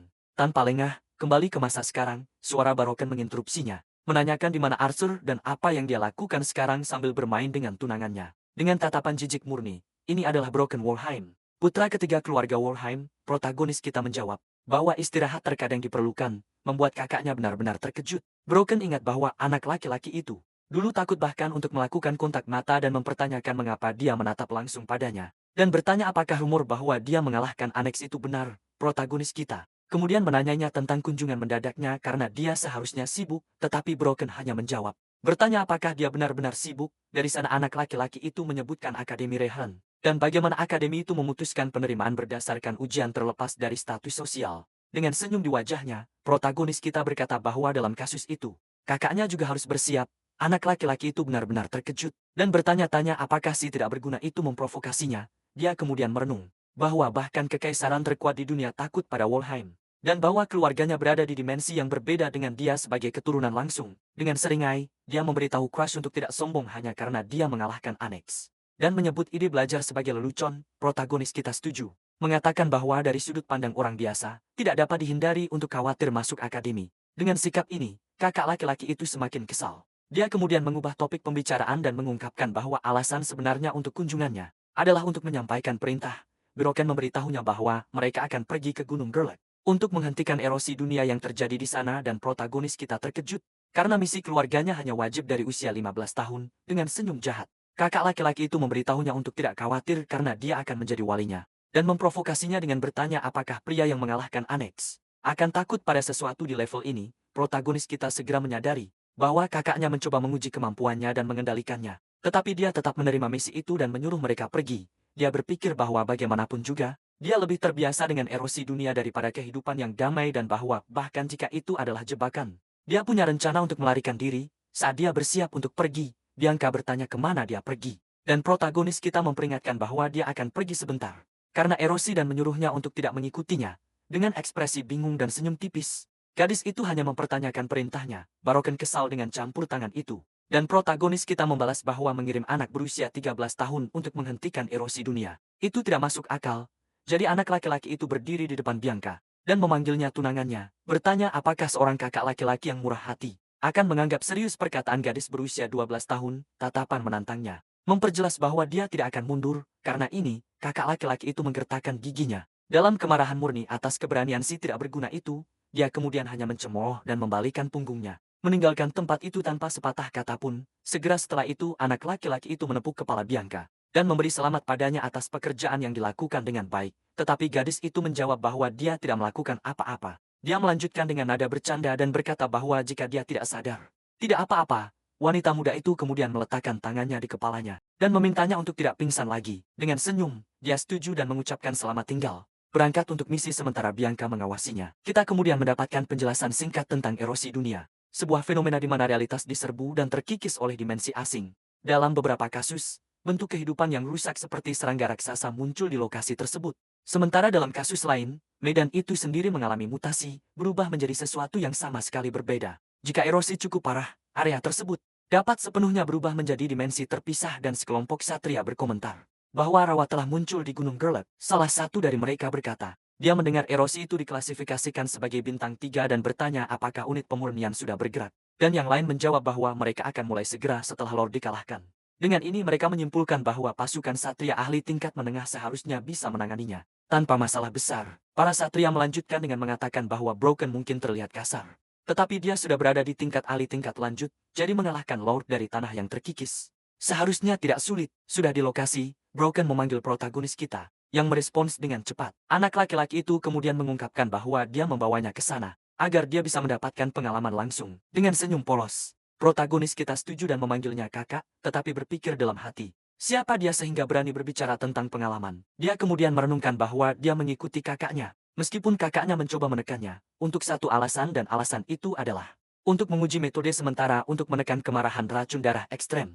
Saat mereka maju, para satria mulai menghadapi monster, dan dengan serangan yang tepat, salah satu serangga terpotong menjadi 2. Salah satu dari mereka mengeluh bahwa monster terus berdatangan, dan yang lain meminta untuk melihat ke samping. Protagonis kita kemudian memberikan instruksi kepada para satria, dan memperingatkan mereka tentang makhluk tanpa kepala yang masih memiliki gigi.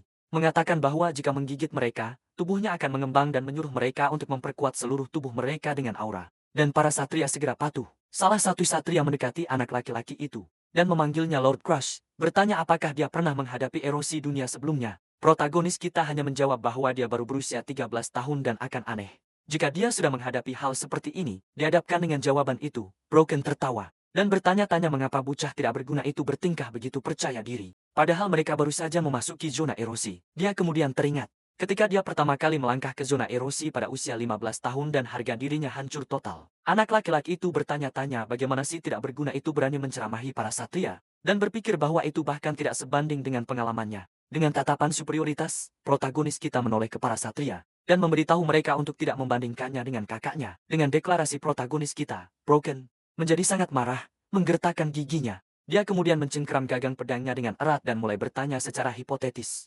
Jika Crush tumbuh seperti Charlotte dan melampauinya, apakah kegagalan keluarga Walheim akan berakhir padanya dan gagasan itu saja sudah membuatnya ketakutan. Tiba-tiba protagonis kita memanggilnya kakak, menariknya keluar dari pikirannya. Dia kemudian memberitahunya bahwa mereka hampir tiba di lokasi Lord, dan tanah mulai tertutup oleh zat merah. Kakak laki-laki itu berkomentar bahwa dia beruntung, karena situasinya tampak lebih mudah daripada saat dia menghadapinya, dan bahwa Lord tampaknya menjadi satu-satunya entitas yang rusak di sekitar. Namun, protagonis kita memperingatkannya bahwa ini berarti mereka harus lebih berhati-hati. Karena Lord Bintang 3 yang mampu mempertahankan korupsi sendirian sangat berbahaya dan para satria lainnya ketakutan oleh gagasan itu.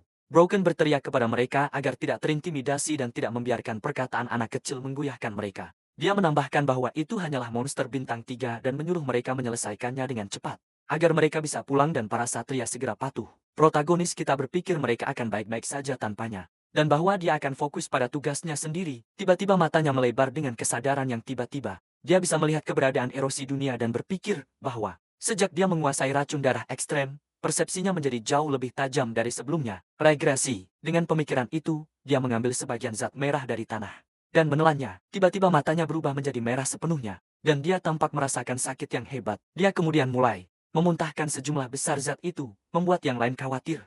Salah satu satria bertanya apakah dia terluka. Tetapi protagonis kita berbohong, mengatakan dia hanya tersandung sementara Brooke menawarkan untuk menggendongnya, tetapi anak itu menolak. mengatakan dia baik-baik saja sambil menyeka sudut mulutnya. Dia berpikir bahwa memuntahkan zat itu adalah alasan mengapa dia menguasai racun darah ekstrem, sesuai dengan manuskrip rahasia. Pertama dia perlu menggabungkan auranya dengan energi erosi. Kemudian dia harus mengamati aliran aura ini yang beredar tanpa henti seperti sungai yang menderu-deru. Sampai energi erosi diserap dan aura secara bertahap ditelan oleh aliran besar ini, membentuk warna baru yang tidak dapat ditimpa. Dengan matanya yang kini sepenuhnya merah, dia tampaknya telah mencapai tingkat kekuatan baru. Dia kemudian sedikit terhuyung ke samping, masih membiasakan diri dengan sensasi baru itu, dan bertanya-tanya apakah ini yang tersisa setelah ledakan amarah. Karena tidak ada pikiran waras yang bisa menahan kehancuran seperti itu. Dihadapkan pada situasi tersebut, dia memutuskan bahwa mungkin sudah waktunya untuk menggunakan teknik terlarang itu. Kita kemudian menemukan bahwa setelah The Mars Valheim Sisal Hall disegel dan diakini hilang dari sejarah, salah satu leluhurnya yang kehilangan penglihatan menemukan arsip tersembunyi. Namun, kebutaannya mencegahnya menguraikan Grimoire, meninggalkannya tanpa pilihan selain menutup perpustakaan rahasia itu lagi. Agar tidak ada orang seperti dia yang muncul lagi, dia memilih untuk meninggalkan satu Grimoire di dalam arsip tersembunyi dan Grimoire ini disebut racun darah ekstrem. Dengan ini, aura biru yang kuat mulai memancar dari tubuh protagonis kita. Energi ini kemudian menyebar dengan cepat ke seluruh area. Kita menemukan bahwa ini adalah persepsi ekstrasensori. Berdasarkan aura, sebuah teknik yang mendeteksi semua sensasi hanya dengan energinya, yang pada dasarnya adalah indera keenam. Dia menjelaskan bahwa saat ini dia hanya bisa memperluas jangkauan hingga ujung jarinya. Tetapi meskipun demikian, itu cukup untuk memahami dengan sempurna apa yang ada di sekitarnya. Dengan senyum kemenangan, protagonis kita menyadari bahwa tempat dia berada tidak lagi sepenuhnya dikonsumsi oleh erosi. Anak itu menyimpulkan bahwa kepadatan erosi telah melemah dan dia berhasil mengatasinya menggunakan indera keenamnya. Bahkan dengan kemenangan itu, dia masih menyeka sedikit darah dari mulutnya, menunjukkan bahwa usahanya tidak kecil. Dia tahu bahwa ini hanyalah tindakan sementara karena menyerap energi erosi. Selalu berisiko memicu ledakan amarah. Karena ini, dia mengerti bahwa dia masih akan membutuhkan kutukan boneka salju Bianca untuk kontrol yang lebih stabil. Meskipun demikian, protagonis kita mengepalkan tinjunya dengan puas karena faktanya adalah dia berhasil menekan amarah. Dia menyadari bahwa dengan ini, dia telah mengambil langkah maju lainnya dalam perjalanannya dan dari jauh, Broken tampak terkejut dengan apa yang terjadi. Tiba-tiba anak itu melihat ke samping seolah merasakan sesuatu yang aneh. Dan tidak percaya apa yang dilihatnya. Dia berhadapan langsung dengan makhluk aneh. Dengan tubuh berbatu dan lengan yang tampaknya memiliki wajah manusia di ujungnya. Wajah di ujung lengan monster itu tampak tidur dengan damai. Tetapi dalam sekejap makhluk itu terbangun dan matanya bersinar dengan cahaya merah yang mengancam. Beberapa tubuh aneh bergabung menjadi satu, mengungkapkan wujud lengkap makhluk itu. Salah satu satria berteriak ketakutan bahwa itu adalah Lord of the Erosion. Saat monster itu segera setelahnya menampakkan tubuhnya yang dipenuhi tengkorak, makhluk itu mengeluarkan raungan memekakan telinga. Raungan itu membuat Baroken benar-benar ketakutan. Protagonis kita juga tidak bisa menyembunyikan keterkejutannya melihat penampilan monster itu. Di hadapan mereka berdiri iblis berwajah 1000, makhluk bintang 4.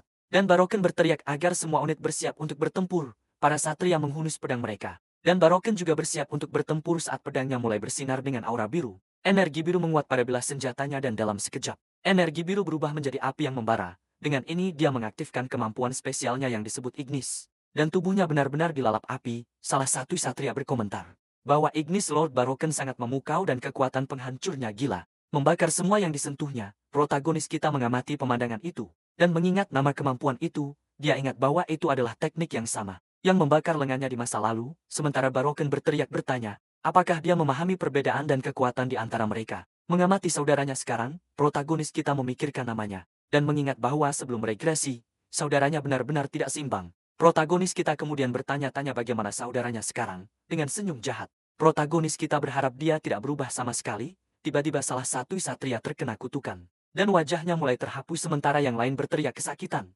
Salah satu satria berteriak putus asa bahwa itu adalah kutukan yang menghapus wajah. Dia melanjutkan dengan mengatakan bahwa bahkan para satria senior kesulitan melawan 8 lengan monster itu, bahwa para pemula seperti mereka tidak punya cara untuk menghindari kutukan itu. Dihadapkan pada keputusasaan, satria itu berpikir bahwa satu-satunya hal yang bisa mereka lakukan adalah melarikan diri, namun Baroken memimpin dalam pertempuran, dan berteriak agar semua orang maju. Dengan pedang apinya dia melompat ke arah monster itu, dan memberikan serangan api yang kuat. Makhluk itu merasakan dampak serangan itu, dan mengeluarkan tangisan kesakitan saat terkena tepat sasaran. Api menyebar ke seluruh tubuh monster itu, yang mulai hancur berkeping-keping. Dia kemudian berbalik ke arah anak buahnya, dan berteriak kepada mereka untuk tidak menyerah karena dia akan menciptakan celah. Dengan demonstrasi kekuatan, para satria lainnya benar-benar terkesan dan termotivasi. Mereka berkomentar bahwa itu seperti yang diharapkan dari Lord Baroken, dan mengikutinya ke dalam pertempuran tanpa ragu. Saat dia memimpin serangan, dia melihat ke samping dan bertanya-tanya apakah Crush sedang menonton penampilannya. Tetapi dia tidak dapat menemukannya dimanapun. Dan dengan nada menghina bertanya-tanya apakah si tidak berguna itu sudah pergi dari dunia ini. Salah satu satria kemudian menyadari bahwa anak laki-laki itu tidak melihatnya tetapi langsung ke iblis berwajah seribu. Baroken kemudian mengalihkan perhatiannya kembali ke pertempuran dan menyadari bahwa monster itu menangis air mata darah.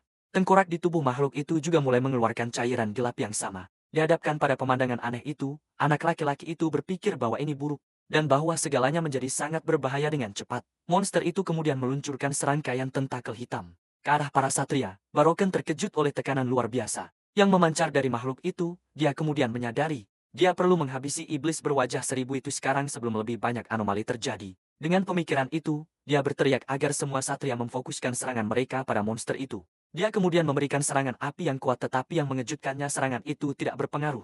Dan dia bertanya-tanya mengapa bahkan serangan dengan aura tidak berfungsi. Tanpa waktu untuk berpikir, dia bersiap untuk serangan baru dan berteriak kepada anak buahnya untuk tidak kehilangan keberanian. Karena mereka adalah satria Wallingham, namun semua satria lumpuh, tidak bergerak dan Baroken bertanya-tanya ada apa ini. Dia kemudian bertanya-tanya apakah itu kutukan dari iblis berwajah seribu. Karena dia bahkan tidak menyentuh makhluk itu, dia kemudian menyadari bahwa anomali sebelumnya sebenarnya adalah jebakan.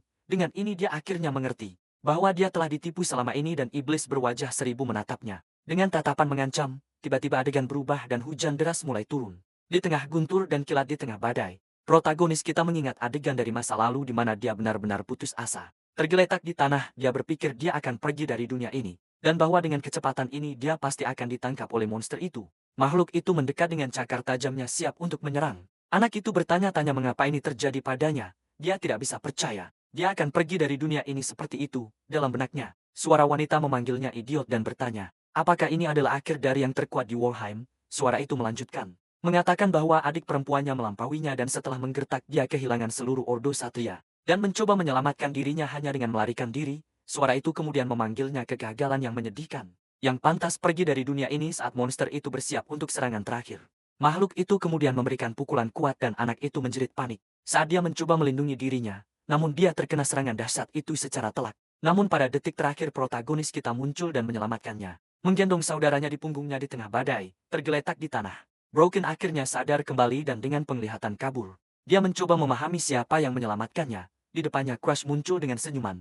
Senang karena saudaranya sudah bangun dan yang lebih tua bingung. Bertanya apa yang dilakukan si tidak berguna itu di sana.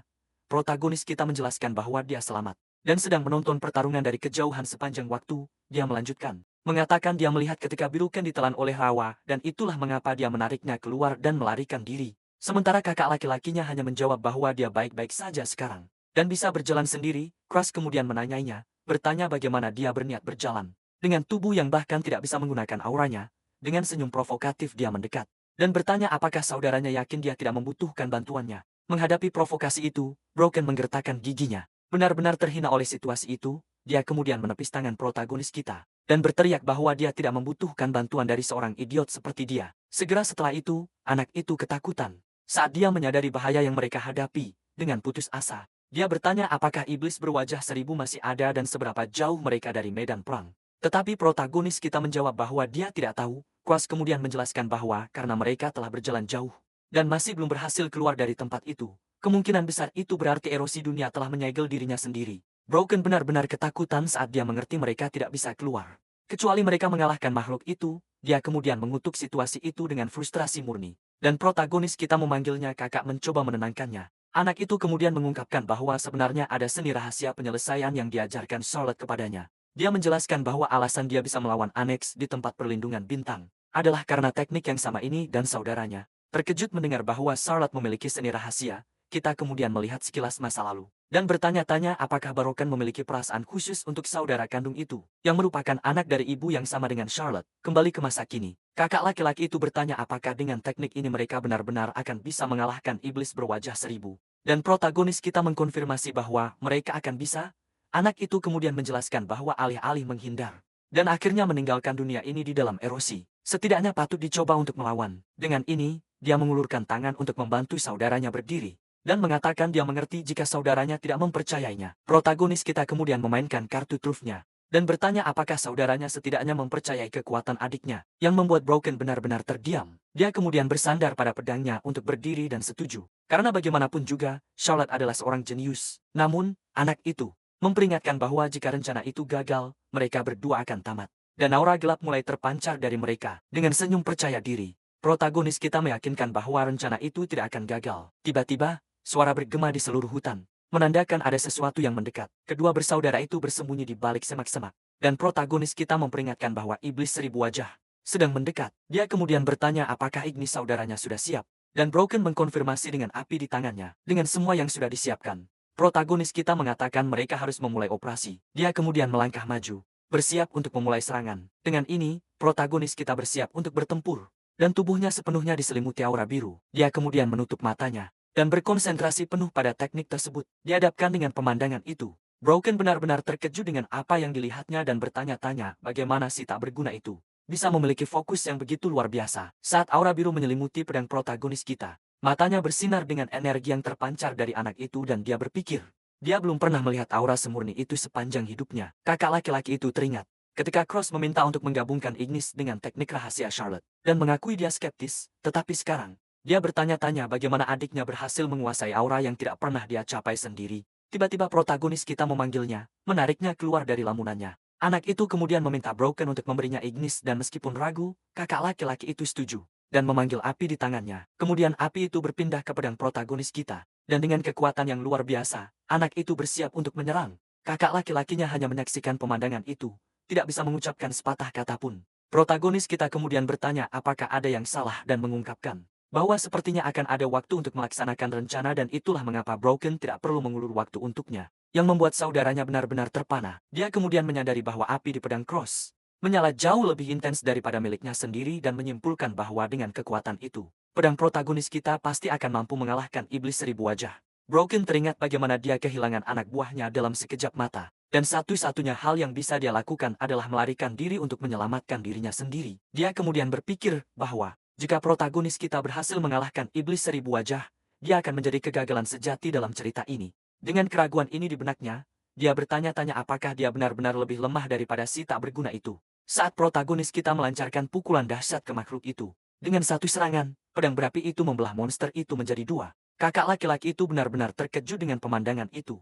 Tidak bisa mempercayai apa yang baru saja terjadi. Ledakan api besar melahap seluruh tempat, menghancurkan segala sesuatu di sekitarnya. Segera setelah itu, badai dan erosi menghilang, memberi jalan pada pemandangan yang tenang dan cerah. Tiba-tiba sebuah suara memanggil saudaranya. Protagonis kita kemudian muncul, dengan rambutnya yang masih menyala dan mengumumkan bahwa semuanya sudah berakhir. Kakak laki-laki itu tersenyum paksa dan berkomentar bahwa itu terlalu mudah. Dengan tawa pahit, dia mencengkeram gagang pedangnya dengan tatapan penuh kebencian. Dia berteriak agar si tak berguna itu pergi dari dunia ini. Tanpa berpikir dua kali, dia menyerang protagonis kita dari belakang. Tetapi anak itu berhasil berbalik tepat waktu dan menangkis pukulan itu. Protagonis kita benar-benar bingung dengan situasi tersebut.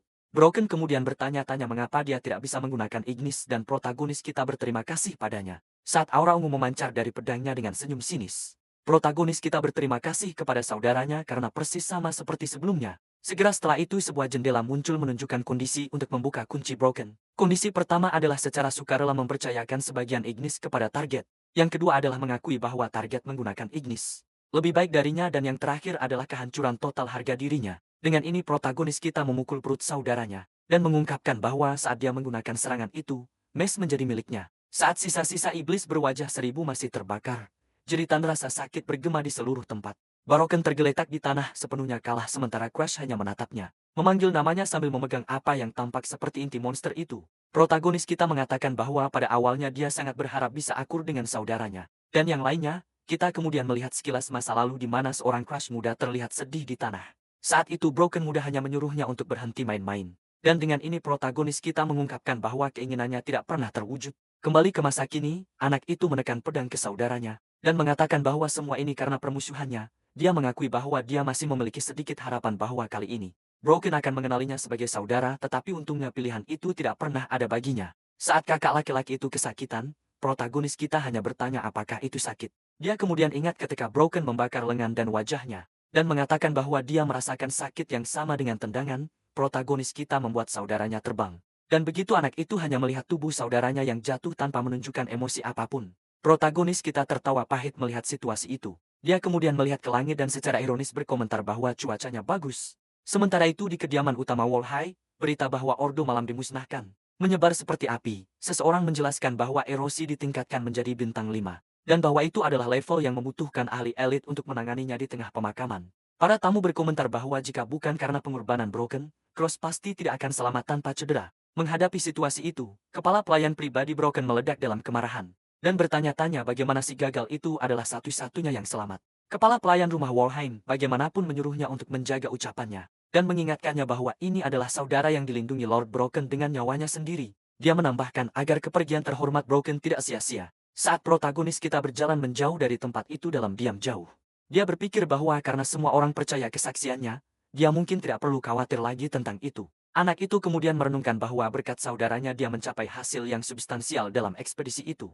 Sekarang dia bisa menggunakan racun darah ekstrem dan juga telah mengkonfirmasi bahwa dia bisa mengendalikan amarah yang disebabkan teknik itu dengan indera keenamnya dan melalui Ignis. Dia juga berhasil membuka kunci api hitam. Dia menjelaskan bahwa Ignis adalah kemampuan yang mampu menyulut apapun dan dengan menerapkannya pada erosi dunia. Dia tidak pernah menyangka itu akan sangat efektif dan begitu api hitam melampaui harapannya. Sebagai kartu truf yang kuat, dengan pemikiran itu satu-satunya masalah yang tersisa untuk diselesaikan di rumah utama adalah penyelidikan fenomena abnormal yang terjadi di lokasi erosi. Seseorang mengetuk pintu dan protagonis kita menyuruh untuk masuk, sambil berpikir bahwa pada titik ini mereka mungkin belum mengidentifikasi penyebab masalahnya. Namun kita kemudian menemukan bahwa itu sebenarnya adalah dunia Aerador, dan bahwa tubuh utamanya tenggelam dalam mimpi abadi tidak dapat melihat kenyataan. Kecuali melalui mata para pengikutnya, para undead menghadapi situasi itu. Dia berpikir bahwa jika mereka sudah memulai aktivitas mereka, itu berarti dia mungkin akan bertemu dengan antek-antek undead lebih cepat dari dugaannya. Tapi tiba-tiba seorang wanita menyapanya dan memanggilnya Tuan Crush. Kita mengetahui bahwa ini adalah Safira, seorang penyelidik kelas 4 dari tim investigasi erosi dunia dan dia bilang dia menunggunya. Saat itu juga, protagonis kita melihat tanda bintang hitam di lehernya. Dia benar-benar terkejut melihat bintang hitam itu dan bertanya-tanya bagaimana dia bisa menemukan salah satunya. Secepat ini, protagonis kemudian tertawa setengah hati dan penyelidik itu bingung. Tanpa membuang waktu, dia memanggilnya Undead dan mengatakan dia ingin membuat kesepakatan dengannya. Dengan senyum percaya diri, protagonis kita menunjuk padanya dan mengungkapkan bahwa dia akan menghapus keabadiannya. Dengan senyum sinis, dia bertanya apakah dia kebetulan seorang regresor. Wujud aslinya terungkap dan dia bilang dia mencari sesuatu yang lain. Tapi tidak pernah menyangka akan menangkap mangsa tak terduga seperti itu. Kita kemudian mengetahui bahwa ini adalah Undead, Crimson Garden of August. Protagonis kita kemudian teringat bahwa sebelum regresi, dia mencoba mencuri keabadian Undead. Mengikuti perintah Archer, tapi akhirnya gagal saat itu. Mereka menemukan bahwa dengan ini, Undead akan mencapai batasnya. Hanya meregenerasi tubuh fisiknya, membuatnya tidak bisa mengendalikan antek-anteknya. Penyelidik itu kemudian merenung bahwa satu-satunya alasan Undead memiliki begitu banyak bawahan hanyalah karena tubuh utamanya lumpuh oleh kutukan dan dia merasa kasihan padanya. Gadis lain bagaimanapun mempertanyakan bagian mana dari itu yang menyedihkan. Dan bertanya apakah dia lupa betapa mereka menderita karena dia meningkatkan level zona erosi. Gadis itu kemudian menyuruhnya berhenti bersikap seperti orang suci dan yang lain mencoba meminta maaf. Mengatakan bukan itu maksudnya. Bagaimanapun, Archer berkata, masalah dengan Undead sudah terpecahkan dan menyuruh mereka menghentikan pertarungan yang tidak masuk akal. Undead bagaimanapun menyesali situasi itu. Dia kemudian menoleh ke protagonis kita dan mengatakan sayang sekali dia gagal mencuri keabadiannya. Anak itu tertawa setuju. Undead menambahkan bahwa bahkan jika anak itu terlahir kembali, tidak mungkin berhasil. Ternyata alasan untuk ini adalah bahwa syarat untuk membuka kunci adalah menjadi lebih kuat dari Undead itu sendiri.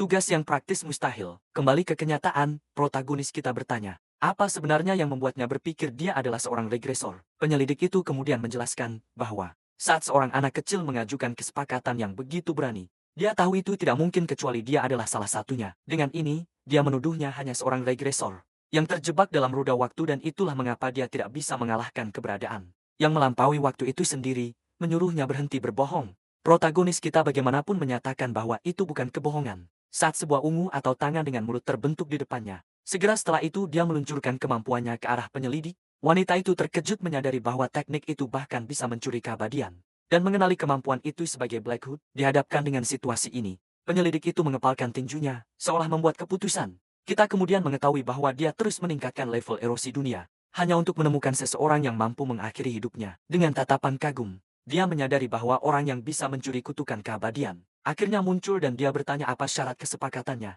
Protagonis kita kemudian mengungkapkan rencananya dan mengatakan dia perlu bekerja sama dengannya. agar dia bisa menjadi lebih kuat karena kemampuannya tidak akan aktif, kecuali dia lebih kuat darinya. Dengan senyum, wanita itu mengerti bahwa dia meminta untuk menjadi muridnya dan berpikir dia siap untuk menjual jiwanya. Untuk menyingkirkan keabadian dengan mata merah menyala. Dia menyetujui kesepakatan itu, wanita itu kemudian melepaskan wujud aslinya, dan menyatakan bahwa dia, Taman Merah Agustus, akan mengubahnya menjadi pria terkuat di dunia. Protagonis kita terkesan dengan kekuatannya dan berpikir dia kewalahan hanya oleh auranya, dan bahwa ini bahkan bukan tubuh utamanya. Dia kemudian merenungkan bahwa dengan kerjasamanya, dia pasti akan menjadi lebih kuat. Dengan kepalan tangan terkepal dia berpikir bahwa, bahkan jika dia harus meminjam kekuatan Eridor, dia akan menghentikan erosi dunia. Kita kemudian menemukan bahwa skill adalah teknik unik yang hanya bisa dimiliki oleh satu orang di dunia, dan bahwa mengikuti skill regresi Providence ini kembali ke Arthur dari garis waktu ini, membuatnya mustahil bagi Cross untuk melakukan regresi lagi sendiri. Ini berarti bahwa, jika dunia dihancurkan di garis waktu ini, keberadaannya akan lenyap bersamanya, dan dia memberitahu penyelidik bahwa dia mengandalkannya mulai sekarang, dan memanggilnya Cream. Dia sedikit bingung dengan nama itu dan mengoreksinya, mengatakan namanya Cross. Dengan tatapan kesal dia kemudian memegang wajahnya dan membentaknya untuk memanggilnya Master. Dia kemudian pergi dan mengatakan dia akhirnya bisa pulang. Penyelidik kemudian bertanya apakah ini bukan rumahnya dan dia menjawab bahwa dia sudah bertahun-tahun tidak tinggal di sana. Protagonis kita kemudian mengungkapkan bahwa sudah begitu lama dia bahkan tidak ingat wajah orang tuanya. Dan pada saat itu seorang wanita berkerudung muncul dan memberitahunya bahwa nyonyanya memanggilnya. Anak itu terkejut dengan berita itu dan bertanya-tanya, apakah ibunya akhirnya tertarik padanya setelah mendengar desas-desus bahwa dia berubah. Karena dia tidak pernah muncul di Azure Pine Mansion. Wanita itu kemudian mengkonfirmasi dan mengungkapkan bahwa tuan rumah telah kembali dari wilayah terlarang dan ingin bertemu dengannya, yang membuat protagonis kita benar-benar terkejut. Gagasan untuk bertemu ayahnya, dia kemudian merenungkan bahwa ayahnya adalah eksistensi yang telah mencapai alam dewa dan bahwa mungkin dia mengirimkan sesuatu tentang dirinya melalui bintang-bintang. Wanita itu kemudian memberitahunya bahwa karena ini, dia harus tinggal di rumah utama dan bahwa ini adalah pesan yang dipercayakan Nyonya Arya kepadanya. Protagonis kita bagaimanapun berpikir dia tidak bisa membuang waktu di rumah utama, karena dia memiliki Bianca yang menunggunya dan segudang hal yang harus dilakukan.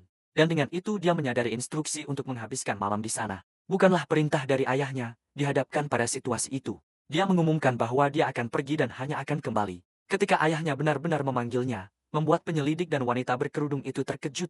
Dia kemudian menambahkan dengan senyum provokatif bahwa ayahnya bisa datang dan menemuinya secara pribadi. Dan dengan itu dia dan penyelidik berangkat dengan kereta kuda. Adegan kemudian berubah dan menunjukkan sebuah kota dengan kastil besar di tengahnya. Diikuti oleh pemandangan hutan, sudah di dalam kereta. Protagonis kita meregangkan tubuh dan berkata dia akhirnya bebas dan bahwa dia tidak berencana untuk kembali ke rumah utama dalam waktu dekat. Tiba-tiba, penyelidik dalam wujud iblis mulai menggedor jendela dan memanggilnya murid yang tidak sopan, menyuruhnya membuka pintu. Protagonis kita terkejut dengan adegan itu dan menanyanya tentang warnanya yang mencolok. Dia kemudian memberitahunya untuk tidak khawatir karena dia bisa mengubah warna sesuka hati dan segera berubah menjadi gagak hitam. Bertanya bagaimana penampilannya. Protagonis kita menjawab bahwa dia hitam seperti hatinya yang jahat. Dan penyelidik memanggilnya idiot. Dia kemudian menanyanya tentang tubuh utamanya. Dan dia menjawab bahwa dia bertanya meskipun dia tahu tubuhnya tidak bisa bergerak.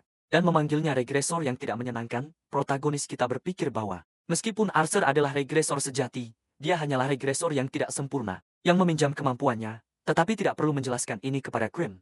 Kereta itu akhirnya tiba di tujuannya. Setelah turun, protagonis kita memperingatkan bahwa ada seorang gadis berambut putih di rumah besar Azure Pine dan memintanya untuk bersikap lembut kepada wanita muda itu. Sang penyelidik bingung dengan istilah tersebut dan bertanya-tanya siapa gadis ini di hadapan mereka. Bianca muncul dengan kostum anak ayam dan menyambut Cross. Protagonis kita kemudian menoleh ke Cream dan bertanya, apakah dia melihat itu? Pada saat itu, Arioto datang berlari dan memanggil Tuan Muda Cross, yang bertanya apakah sesuatu terjadi saat dia pergi. Sang kepala pelayan kemudian memberitahunya bahwa surat dari Lord Darling telah tiba, dan anak itu menghela napas saat menerimanya. Dalam surat itu, sang alkemis mengumumkan bahwa obat untuk penyakit perubahan warna sudah siap, dan karena dia memikirkan Cross, dia menyiapkannya dalam sekejap dan akan segera membawanya. Protagonis kita berpikir bahwa mereka bilang dunia ini penuh dengan orang-orang eksentrik, tapi ini terlalu berlebihan. Dia kemudian menoleh ke kepala pelayan dan memperingatkan bahwa jika seseorang bernama Darling dan Velian muncul, dia harus diperlakukan dengan keramahan tertinggi karena dia pasti akan menjadi dermawan baginya.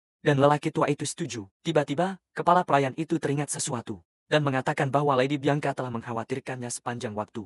Arioto membenarkan dan mengungkapkan bahwa setelah mendengar laporan bahwa Tuan Muda telah terjebak dalam erosi, dia mencoba pergi ke rumah utama untuk menemukannya. Protagonis kita tersentuh oleh kekhawatirannya. Protagonis kita berpikir bahwa dia belum memeriksa kunci Bianca baru-baru ini, dan karena kekhawatirannya, dia memutuskan untuk melihatnya. Kondisi pertama untuk membuka kunci adalah menjadi teman Bianca, dan yang mengejutkannya, pembukaan kunci berhasil diselesaikan. Anak itu benar-benar terkejut, karena kunci pertama Bianca akhirnya terbuka. Gadis itu, bagaimanapun, tidak mengerti apa-apa dan bertanya apakah ada sesuatu di wajahnya. Dia kemudian tergagap bahwa tidak ada dan mengatakan dia hanya ingin memperkenalkan teman baru. Wanita muda itu kemudian mengambil gagak, dan protagonis kita mengungkapkan bahwa namanya adalah Krim. Gadis itu memeluknya erat-erat dan berkomentar bahwa itu lembut seperti krim, dan dengan ini, protagonis kita menyadari bahwa Bianca menyukai binatang. Dia kemudian mengubah topik pembicaraan dan bertanya-tanya satu hal. Dan hal itu adalah bagaimana dia akan membuka kunci kedua yang kondisinya adalah menjadi orang terpenting. Bagi Bianca, dia kemudian merenungkan bahwa orang penting biasanya merujuk pada orang tua, anak-anak, teman, atau kekasih, dan karena keduanya bertunangan, dia menyimpulkan bahwa pilihan terakhir adalah yang paling mungkin. Sementara itu, Bianca mencoba menangkap gagak itu lagi, yang tampaknya cukup ketakutan dengan situasi tersebut. Gadis itu, bagaimanapun, tampak sangat bertekad untuk menangkapnya. Protagonis kita kemudian berpikir bahwa menjadi kekasih Bianca yang tidak memiliki emosi tentu bukan kondisi sebelumnya untuk regresi, dan bahwa dia, seorang dewasa di dalam, sekarang harus merayu seorang gadis berusia 12 tahun. Sang penyelidik kemudian berkomentar bahwa gadis berambut putih itu tampaknya menyukainya karena dia menolak untuk melepaskannya untuk waktu yang lama. Dan protagonis kita setuju bahwa dia pasti benar-benar menarik perhatiannya. Saat malam tiba, Queen memanggil Crush yang bertanya ada apa. Sang penyelidik kemudian mengungkapkan bahwa dia ingin memastikan kekuatannya dan menyuruh mereka pergi ke tempat latihan. Meninggalkan protagonis kita benar-benar ketakutan. Sesampainya di lokasi, anak itu terkapar di tanah. Dan Queen berkomentar betapa mengecewakannya dia. Dia kemudian bertanya, apakah itu benar-benar batas bakat seorang regresor? Dan protagonis kita menjawab bahwa dia sudah mengatakan dia hanyalah seorang pecundang. Sang penyelidik kemudian mengatakan bahwa dia mungkin telah mencapai ini sejauh ini menggunakan seni rahasia dan pengalaman regresinya. Tetapi dalam 5 tahun seorang jenius sejati akan meninggalkan semua kerja keras itu dalam debu. Namun, dia mengungkapkan bahwa ini hanya berlaku ketika berbicara tentang bakat mentah. Dan bahwa di hadapannya, bakat tidak berarti apa-apa. Dia menjelaskan bahwa disinilah letak kemampuannya. Dan bahwa jika dia tidak memiliki bakat, dia hanya perlu mencurinya dari orang lain. Dengan ini dia menyatakan bahwa dia akan menyeretnya ke atas, karena dia ditakdirkan untuk membusuk di dasar sumur selamanya. Dan bahwa dia akan menaklukkan segala sesuatu yang jauh di atas awan dan akhirnya, dia menyuruhnya untuk mencuri bahkan keabadiannya. Protagonis kita mengepalkan tinjunya, bertekad oleh proposal itu dan mengatakan dia bahkan tidak perlu diberitahu. Beberapa hari kemudian seseorang muncul berlari dan berteriak gembira. Ternyata Darling dan Velian telah tiba. Dia bertanya apakah dia membuat Crush menunggu lama. Tetapi protagonis kita bertanya sejak kapan dia menjadi kesayangannya. Anak itu kemudian bertanya tentang barang yang dia minta. Dengan senyum kemenangan sang alkemis menunjukkan sebuah botol. Dan mengumumkan bahwa itu sudah selesai, dia kemudian menyombongkan diri bertanya apakah dia bukan seorang jenius. Dan protagonis kita setuju mengatakan dia selalu menjadi jenius. Alkemis muda itu tertawa puas mendengar pujian itu dan kemudian memeluk Crush erat-erat, yang menyuruhnya berhenti. Darling dan Velion kemudian mengungkapkan bahwa dia memiliki sesuatu untuk diceritakan kepadanya. Dan mengatakan dia mendengar bahwa Annex telah berubah, menjelaskan bahwa bahkan setelah dia berhenti berlatih. Setelah kalah dari Charlotte, rumornya adalah dia melanjutkan latihannya. Setelah insiden di Star Sanctuary, protagonis kita sedikit malu dengan berita itu. Dan bertanya-tanya apakah bahkan pengkhianat seperti dia terpengaruh oleh sikapnya. Penyelidik itu kemudian berkomentar bahwa dia berasumsi kerajaan Stearin tidak signifikan kecuali untuk Walheim, tetapi bahwa situasi ini sempurna. Dan bahwa tubuhnya rapuh dan dia bermaksud untuk memperkuatnya dengan eliksir roh. Bagaimanapun, dengan senyum jahat dia kemudian menyarankan agar dia meminta pria itu, yang lahir di bawah bintang alkimia untuk membuat beberapa eliksir roh untuknya. Kita kemudian menemukan bahwa eliksir roh adalah obat khusus, yang meningkatkan kemampuan fisik dan aura saat dikonsumsi dan bahwa mereka sangat mahal. Dan seni pembuatan rahasia mereka biasanya diwariskan melalui keluarga bangsawan. Karena ini, mereka adalah barang yang disediakan untuk kaum istimewa. Dan protagonis kita berpikir bahwa itu adalah barang yang sama sekali di luar jangkauannya. Tetapi penyelidik mengungkapkan bahwa dia tahu formula pencampuran, dan bahwa dia hanya perlu menyampaikannya kepada alkemis. Protagonis kita kemudian memanggil Darling dan Velion, dan mengatakan dia memiliki satu permintaan lagi untuknya. Tetapi alkemis itu mengeluh bahwa dia baru saja mengirimnya pulang. Tanpa basa-basi anak itu memintanya untuk membuat eliksir roh. Dan alkemis muda itu terkejut bertanya apakah mendengar tentang Annex memotivasinya, dan menanyainya tentang biaya bahan karena Walheim pasti tidak akan mendanainya. Protagonis kita mengatakan kepadanya untuk tidak khawatir karena dia akan menemukan cara, dan berpikir dia bisa membuatnya berhasil jika dia memanfaatkan pengetahuan dari sebelum regresi. Penyelidik itu kemudian menyuruhnya untuk mengulangi persis apa yang dia katakan. Dan dia mulai mendaftar bahan-bahan eliksir roh. Alkemis itu diam, memproses informasi. Tak lama kemudian dia benar-benar terkejut dengan formula itu. dan mulai menulis semuanya di buku catatannya, bertanya-tanya bagaimana cara menggabungkan bahan-bahan itu. Terkejut dengan informasi itu dan bertanya di mana Cross mendapatkannya. Dan Krim menjawab bahwa itu adalah formula pencampuran yang diturunkan oleh keluarga Wolheim. Darling dan Filion kemudian mengatakan dia pasti ingin mencoba. Tetapi masalahnya adalah mendapatkan bahan-bahannya. Dia menjelaskan bahwa bahkan dia tidak bisa mendapatkan jamur matahari salju putih atau ramuan naga emas. Dan bahwa jamur itu tumbuh di Hardenheer tetapi pegunungan itu berbahaya. Dan erosi telah maju di sana membuatnya hampir mustahil untuk diperoleh. Protagonis kita kemudian mengatakan dia akan mencoba bertanya kepada tunangannya. Karena rumah keluarganya ada di Hardenheer. Dengan itu diselesaikan, sang alkemis mengatakan bahwa hanya ramuan naga emas yang tersisa, ramuan hantu.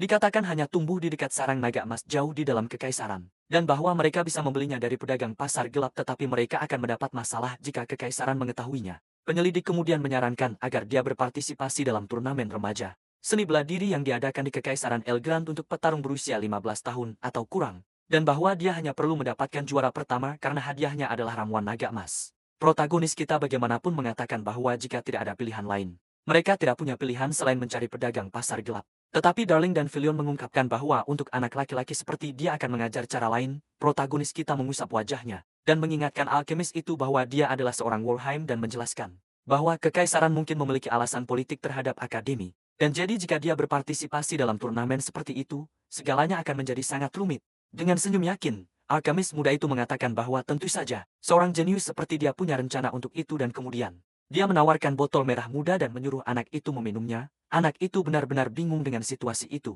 dan bertanya apa-apaan itu, mempertanyakan apakah ramuan itu akan membuatnya tidak terlihat, atau semacamnya. Segera setelah itu protagonis kita mengeluarkan jeritan kesakitan yang menyiksa. Tiba-tiba tubuh anak laki-laki itu berubah total dan dia berubah menjadi seorang gadis. Dan dengan senyum puas, alkemis itu menjelaskan bahwa siapapun bisa mengikuti turnamen dan itu tidak masalah. Selama identitas aslinya tidak terungkap, jadi dia mengatakan bahwa Crush hanya perlu menjadi seorang gadis. Dan mengikuti turnamen, lalu memeluknya erat-erat sementara protagonis kita berteriak putus asa. Agar dia berhenti dan mengembalikannya, penyelidik bagaimanapun hanya mengamati adegan itu dengan tatapan penuh penilaian, dihadapkan pada situasi itu. Anak laki-laki itu menjadi sangat marah dengan matanya yang menyala merah. Dia melepaskan aura gelap dan bertanya apakah alkemis itu mengejeknya. Dengan ini, alkemis muda itu benar-benar ketakutan dan tergagap meminta maaf dengan putus asa.